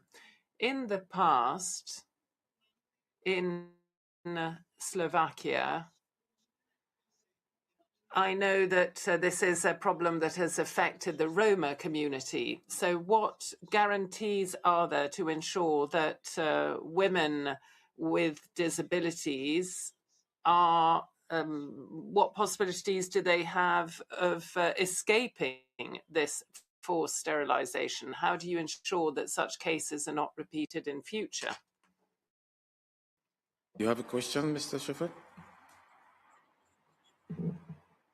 Yes, Chair, thank you. I have many questions, but I will not ask all of them. I would first come with a very technical issue. The State Party report is relatively old, and we would be very grateful to the delegation if they could provide us with all the new laws and projects that you've mentioned in your introductory statement and in your responses. Then I have a brief response to the answer on Article 32. The holistic approach, I understand the logic. However, the reason why the CRPD exists is that the holistic approach on equality usually hasn't worked for persons with disabilities. They just get forgotten. And chances are that this is what's happening in ODA in Slovakia too. Looking at the OECD report of 2026, it suggests they usually get forgotten, the 1.1%. A question on accessibility. Accessibility also pertains to questions of accessible housing. And organizations of persons with disabilities inform us that accessible housing is mainly the housing provided by social housing. And once a person exceeds the income and wealth limits that qualifies that person for social housing, they have to move out and find a rental apartment, and there apparently accessible housing is extremely scarce, so that persons with disabilities end up with no accessible housing. For the moment, these are the questions, and if we have time, I will come up later on. Thank you. Your Excellence, do you have a response to these questions? Thank you, Chair. I'm going to ask representative of Ministry of Labour to answer certain questions raised by Madame Boresli. Sir, floor is yours. Ďakujem za slovo. Thank you very much for the floor. When it comes to measures, the main document is the National Plan for the Elimination of the Violence Against Women for 2022 and 2027. There are different areas. So the first are the protection of women and their children. There is the free access to legal advice. The next measure is specialized support services like specialized centers or non-stop helpline for women who experience violence. Then there is the cooperation with NGOs who aim at the safety and protection of people with disabilities and women and children. In the area of prevention of violence, we have different campaigns and programs.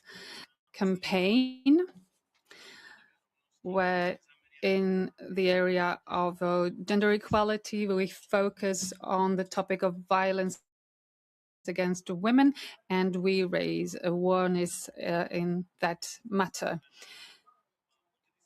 Then there is a multidisciplinary cooperation between the Ministry of Labour and Ministry of Justice, the Ministry of Interior, Ministry of Education, and Ministry of Health.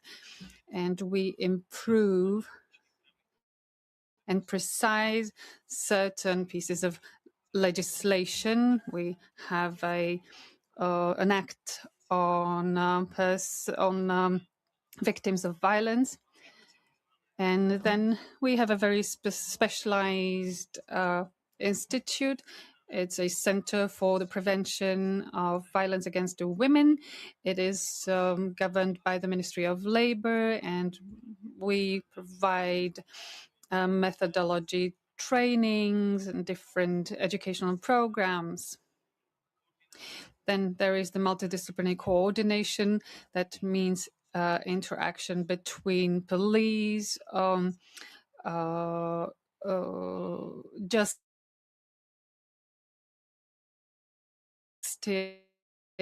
and others. Thank you. Or to representative of Ministry of Justice. Madam, floor is yours.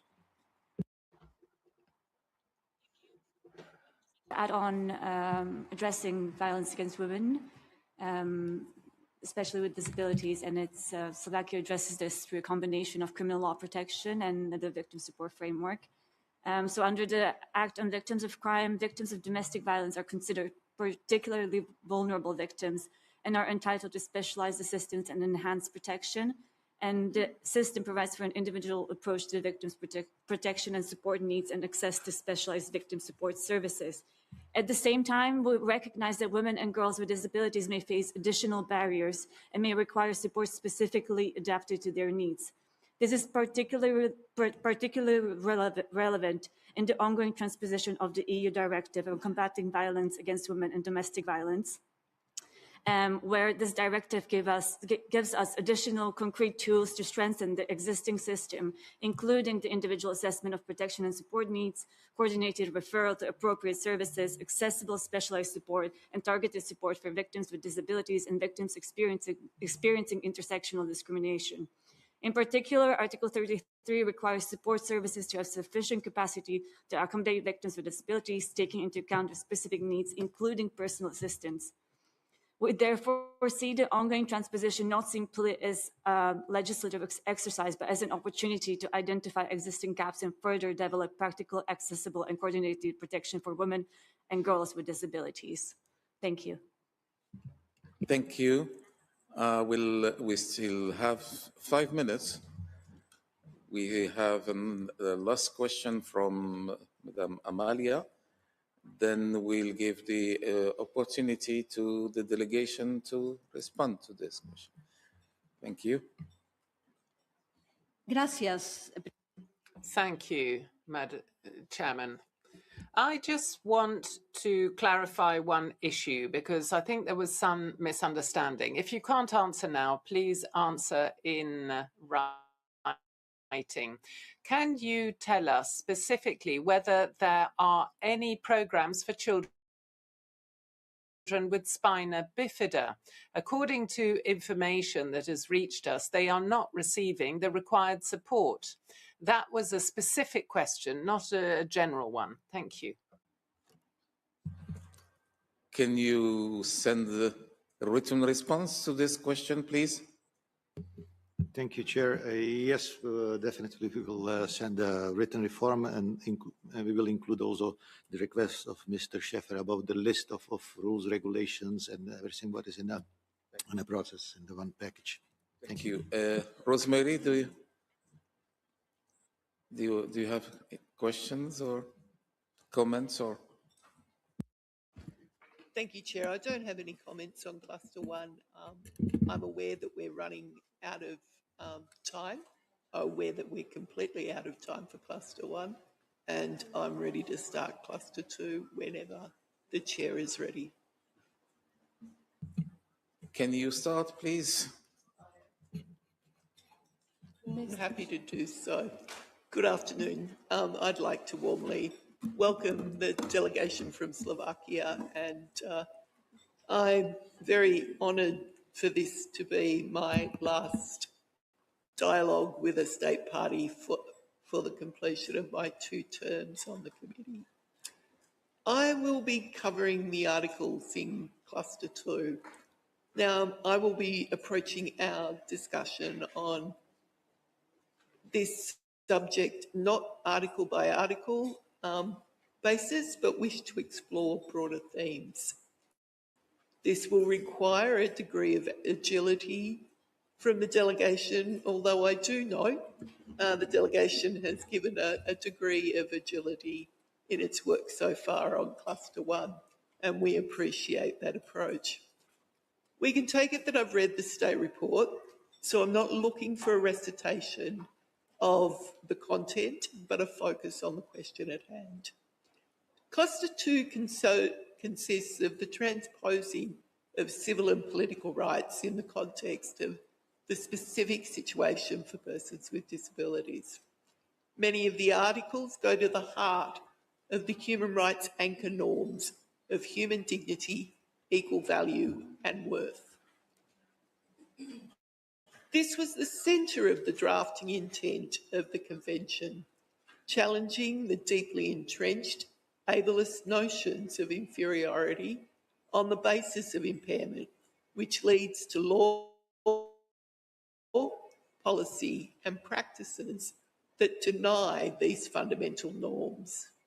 And so I would like to start with psychiatric and residential care. Go up and out and into out. Swipe up. Do you want me just to do it here? Thanks. Okay, so what I'd really like to start with is a combination of respect and dignity of the human in the most fundamental of rights, the right to life. And so I'd like to understand whether there have any measures been taken to establish mandatory independent autopsies in cases of deaths in psychiatric care, including reasons for death and the associated relationship to the use of restraints and measures to establish independent public reporting and monitoring in deaths, of deaths in psychiatric care.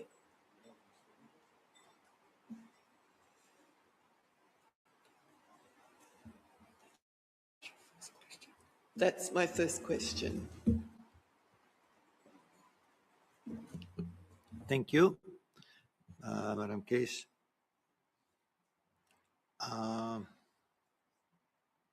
Is the Ministry of Health ready to answer? Ministry of Health, Madam, floor is yours. Very good afternoon, Monica Silva. Solga Veronica, Ministry of Health. I'd like to say that is it quite a specific and complex question? I would rather respond to that question based on the information and analysis of my colleagues. So after getting the information from my colleagues, I would like to submit the answer to this very complex question. Thank you. Yes, certainly, please consult with your colleagues and come back to me. I thought it was a fairly straightforward question about whether there's any mandatory reporting happening and frameworks to monitor deaths in psychiatric care, but I can await your answers. In 2016, the concluding observations of this committee recommended that Slovakia discontinue the use of physical, mechanical and chemical restraints, the use of isolation and seclusion, and to reform laws and policies that allow such practices in psychiatric institutions. In January 2022, the Committee Against Torture, in its decision in Černíkova and Slovakia, recommended that Slovakia prevent and prohibit the use of physical restraints in psychiatric and other institutions. We have received reports restraints, including net beds, continue to be used in psychiatric hospitals, often for long periods of time, with the longest being 11 days in one hospital. Persons with disabilities are mechanically restrained, including for eating and going to the toilet. What steps have been taken, now it's 2026, to prevent and prohibit the use of all forms of restraint and the use of isolation and seclusion in psychiatric and other institutions?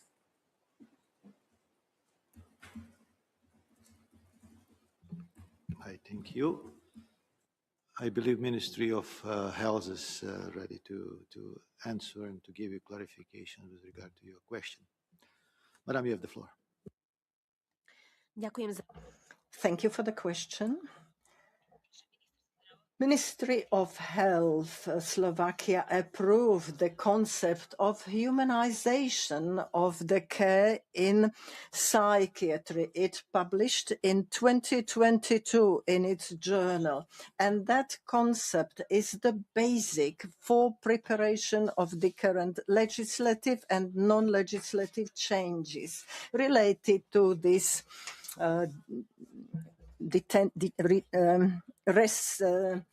restraining facilities.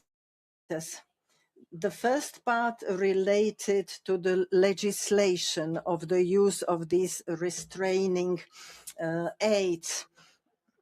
Until 2022, or before 2022, legislation was passed that has identified which aids may be used in which healthcare facilities and are in harmony with international institutions in that area. As a restraining aid, when providing aid, till the end of 2024, a person could have been placed in a net bed. However, since 1st January 2025, these protective beds, or in other words, net beds, are forbidden to use. The providers of the care have to report whichever restraining aid is used to the Ministry of Healthcare, also to the Office of the Prosecutor, and also to the person which is identified as the legislation, as the representative of the person. There is also a decree which speaks about the methodology, procedures, the obligations of notifications, and related to these kind of activities. So this use of restraining aids are monitored. There is a special form in which every case has to be included. There is also a methodology guidance which has been issued. There is the register of these restraining aids which are forbidden or which are used, and there is also the guidance on notification of the use of restraining aids. The second stage relates to the legislation also related to use of restraining aids. However,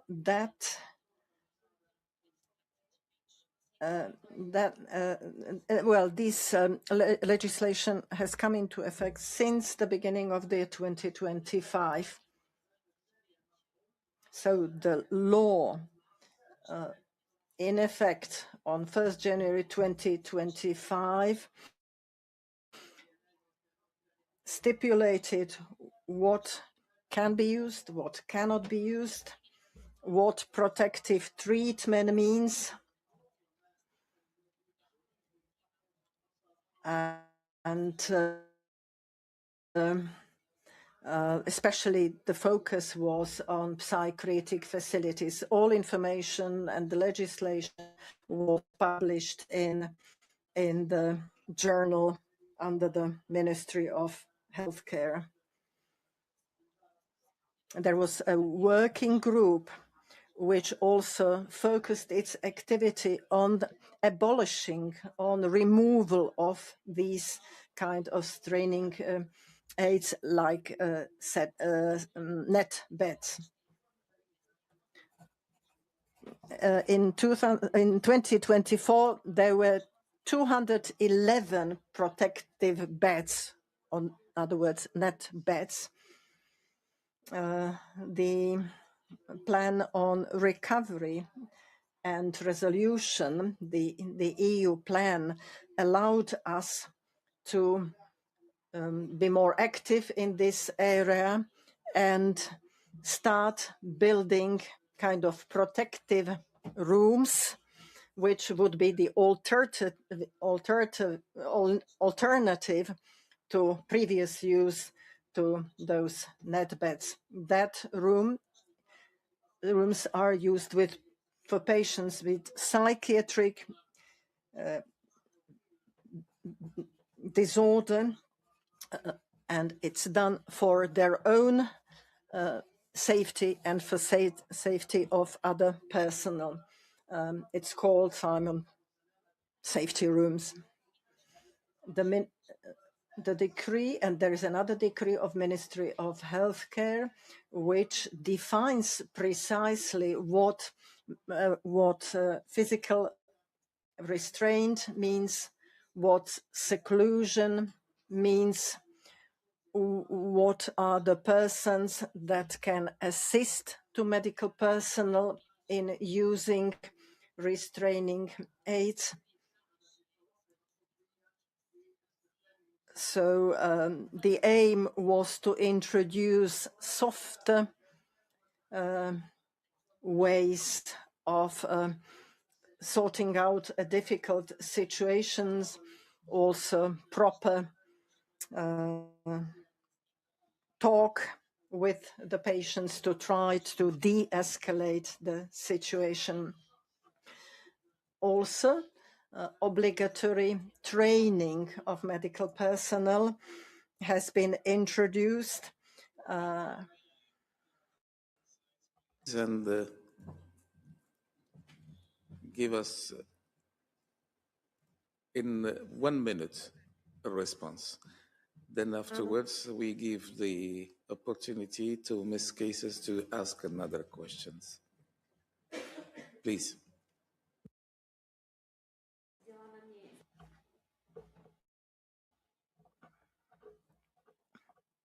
Microphone, Mike. Well, so the education and training also focuses on the aggressive behavior, de-escalation tactic, different role plays.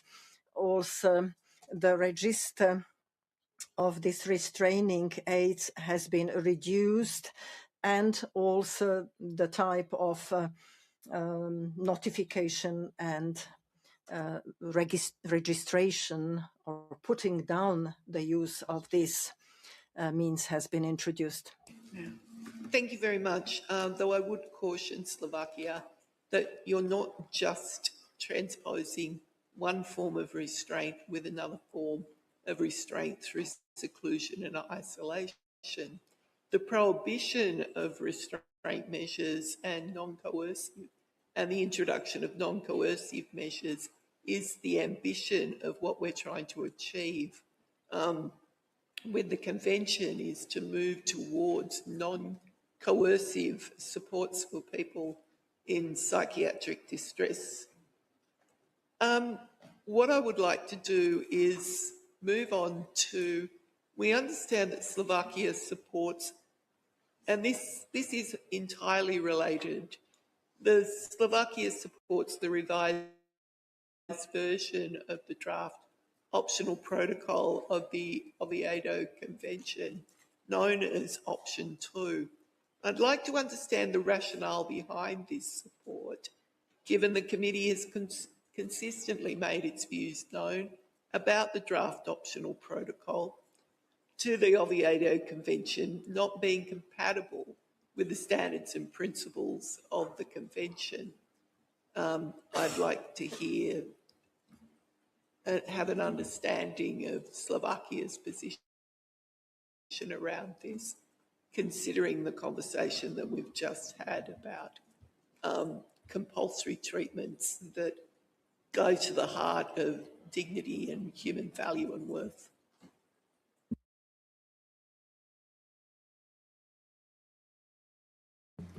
Thank you. To present additional clarifications or explanations to request or question recently posed.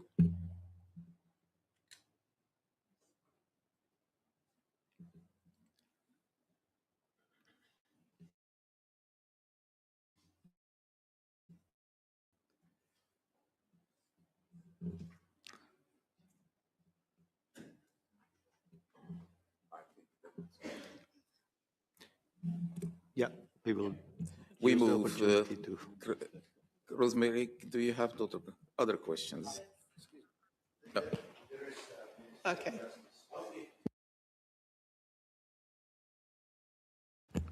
Dobrý deň, počujeme sa? Good afternoon. Maybe perhaps listen to the question, perhaps a little bit reformulated. Would you be so kind?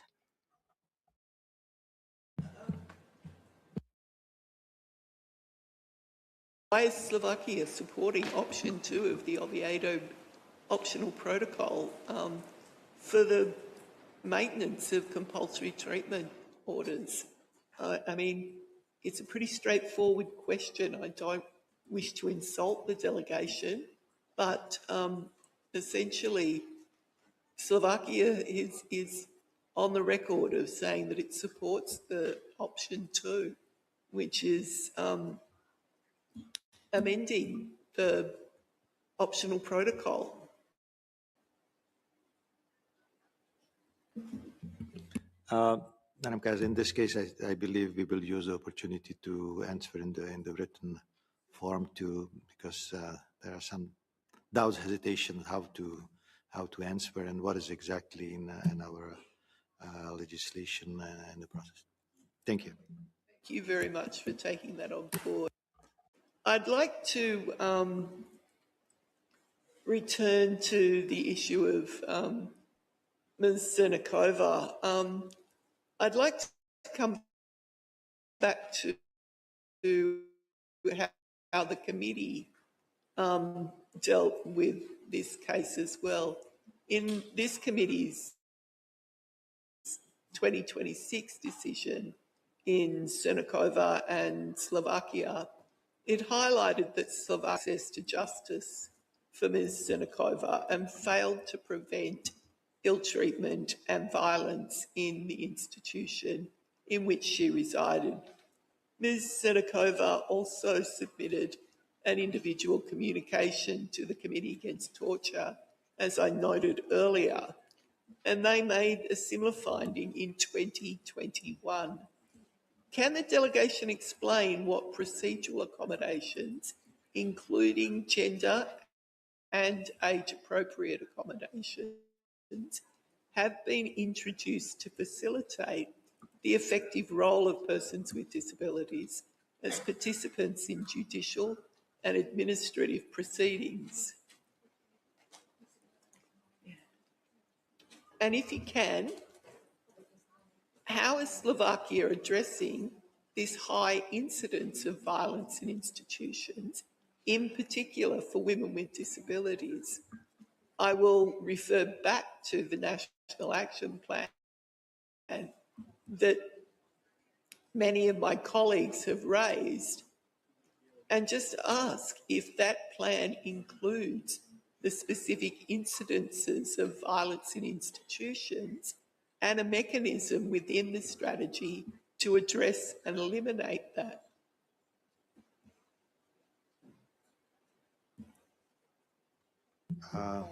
I thank you.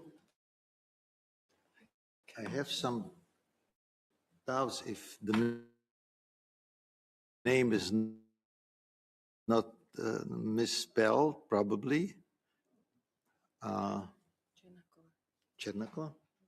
Yeah.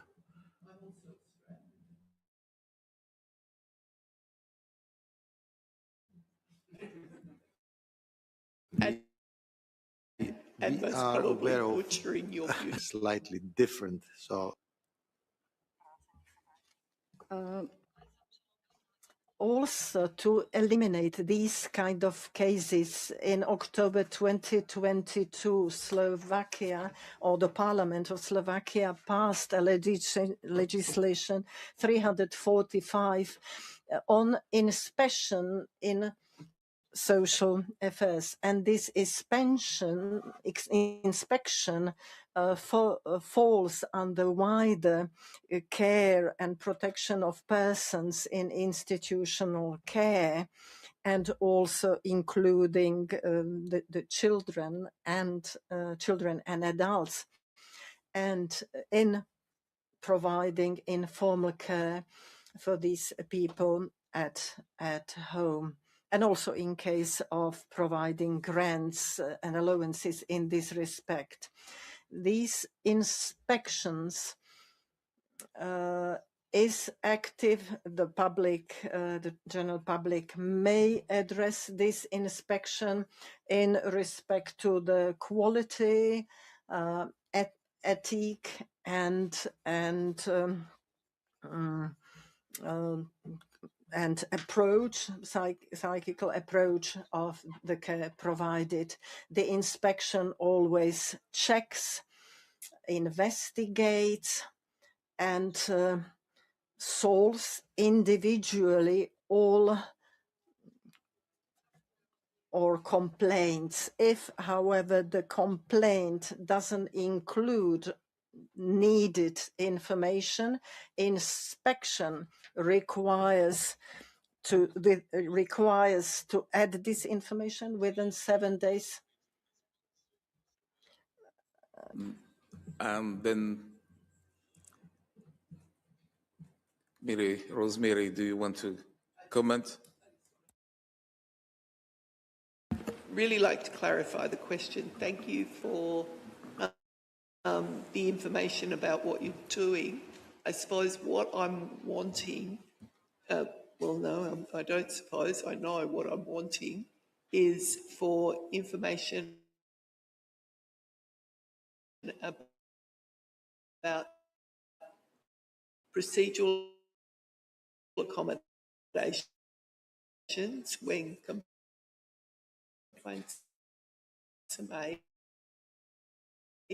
So what specific are being made both in administrative and judicial processes, offenders? And the other aspect is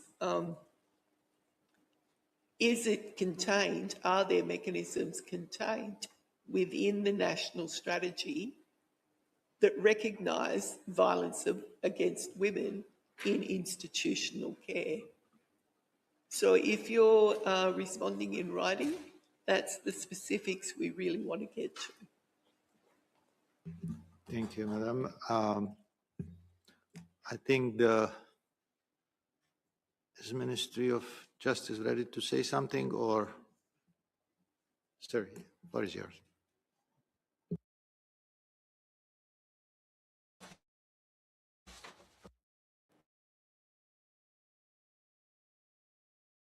Ďakujem za slovo. Thank you. It is a very complex issue and question, and what I am ready to present now are measures that are in the amendment of the Civil Code. We can also respond to the question about the approach to victims and the compensation or help to those victims. This can be taken from different aspects, but I'm afraid that I cannot reduce the scope without missing something out. That's why I would like to provide the answer in writing.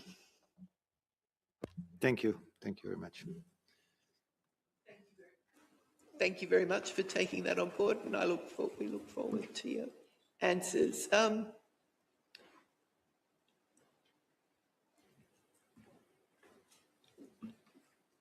Are there similar steps in terms of to address? I acknowledge the work that's being done with the Roma women who have been forcibly sterilised. And I suppose what I want to know is, are you doing the same thing for women and girls with disability? And the critical point that I want to check is including sterilisation procedures that have been consented to by guardians or other third parties.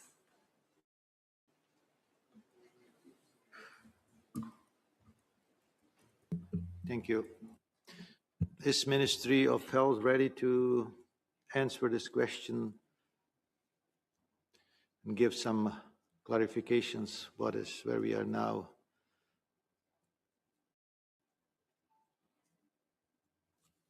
Madam, floor is yours. Pekne za slovo. Thank you for the floor. The aim to reduce or eliminate the shortcomings in this question is that we have the Institute of the Informed Consent, which is stipulated in the law, and the medical professional is obliged to receive or give the opportunity to such consent. It should be done without any pressure and giving the person enough time to take an informed decision. The sterilization is defined in the healthcare law, and it is defined as a intervention without or not including the elimination of sexual glands of the person. And there should be an informed consent that is preceded by the information of the person and the patient, and or on the basis of a court decision. The informed consent should be provided in line with the requirements stipulated in the law and in line with the requirements of the planned parentship.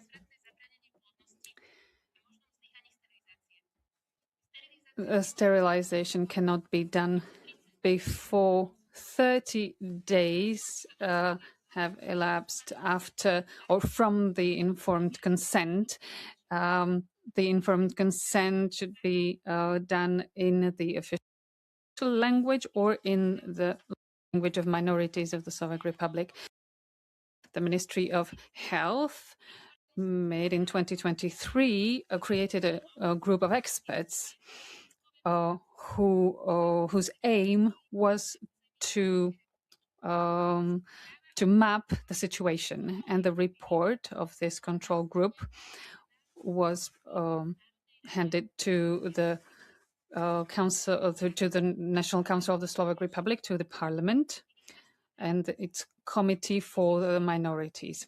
And the Ministry of Health has no further information about sterilizations done without the informed consent since 2024. Thank you very much for that information. That doesn't get to the point of whether recognition of third-party consent may not be, and court orders may not be, the will and preference of the person with a disability. This is what I'm trying to get to. It's the fact that many women and girls with disability have decisions made by other people about the sterilisation and its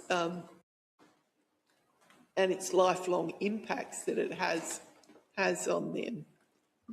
What I'd really like to understand is whether that element is being recognised as a form of ill treatment and violence against women.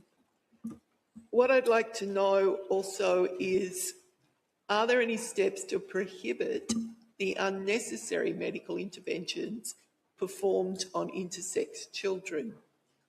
Are there any groups or organisations that are advocating for such a prohibition and for guidelines on intersex healthcare? Can you continue your questions, because we have only 10 minutes. Where do you want to go?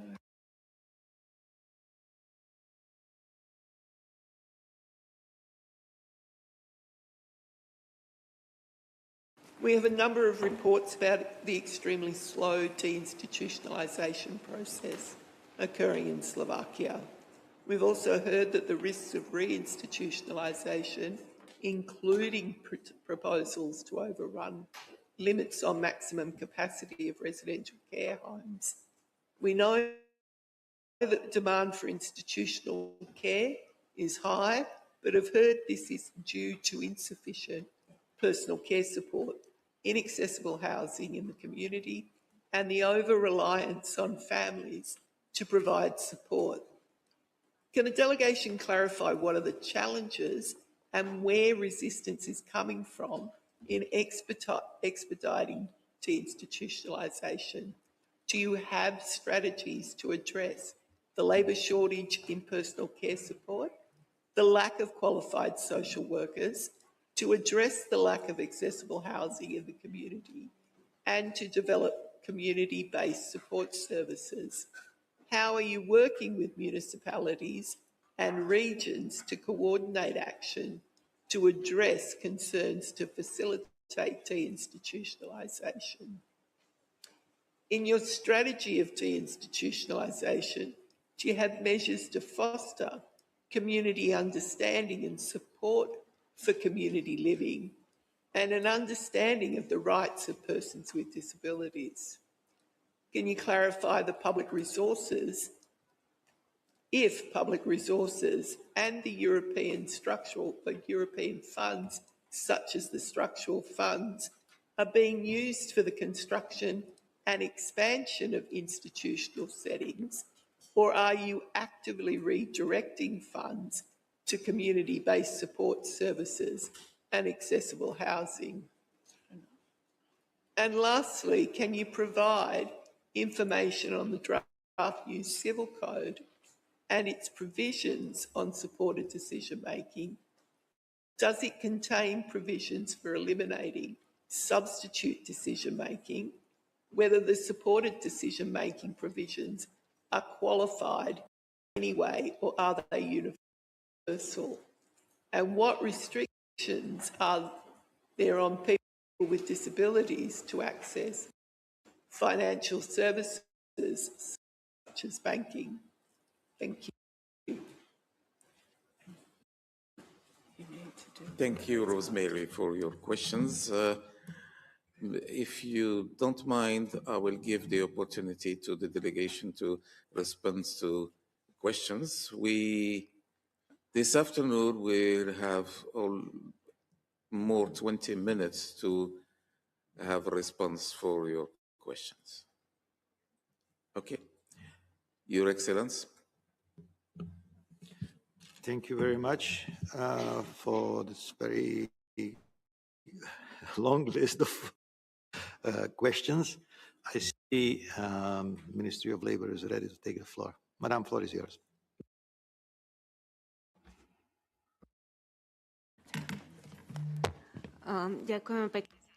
Thank you for the floor.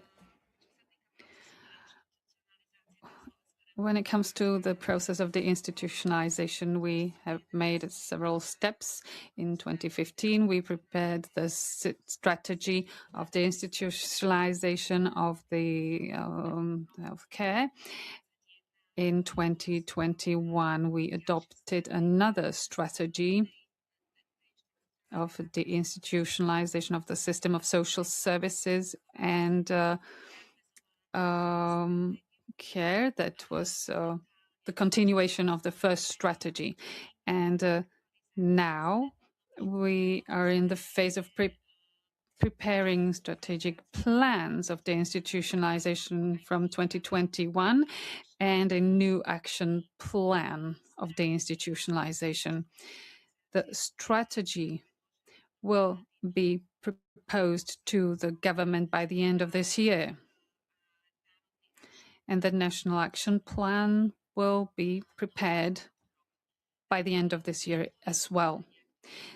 Some measures that have been formulated in the new strategy, for example, the preparation and realization, implementation of the project and projects and strategies on a community level and functional instruments for analysis and monitoring of of funding and quality aspects. We are aware of some development to be done in this area. We plan to create a system around this. Concerning the process itself, it's a slow process. We do admit, and there is no time framework for it. We have only defined some midterm goals, but the process, we view it as continuous, and it requires not only a transformation of existing facilities, but on improving of the field work and monitoring, which is very important. It plays an important role. In terms of investments from the plan of renewal, there was an allocation designed for community services, for the building and renovation around or worth 200 million euro. We covered 179 projects in 65 different facilities of social services, and there are some outpatient measures. There are different capacities in different centers. There are 12, the capacity of 12 places. Next, inpatient facilities specializing especially on long-term care with a capacity of 30 persons. So the whole is worth some 3,000 new places that are created on community level. From the program Slovakia, there was a new call worth 76 million euro that was focused on community services. So all the investments focused on social services do happen on community level, and we do not plan to support a high capacity institution providing the care. Excuse me, I'll consult with my colleague. So now the issue of capacities and the discussion about capacities of social services in Slovakia. There is an expert discussion between the providers of social services and the recipients, meaning umbrella organizations. If you can be concise on your response, please. Takže try to be brief. Slovakia really has not adopted any concrete measures, but there is an expert discussion about the efficiency of facilities, and the discussion includes all relevant stakeholders, including municipalities, and regional administration bodies and organizations of different legal forms, and including also the recipients of social services. So the expert discussion is happening right now, and we don't know now how the capacity limits will be addressed by Slovakia. But I can say that Slovakia has no interest to eliminate the limits, but to adapt them after the discussion. Effort you have made to respond to the questions. We have now to go for lunch. We'll come back at 3 o'clock. Thank you.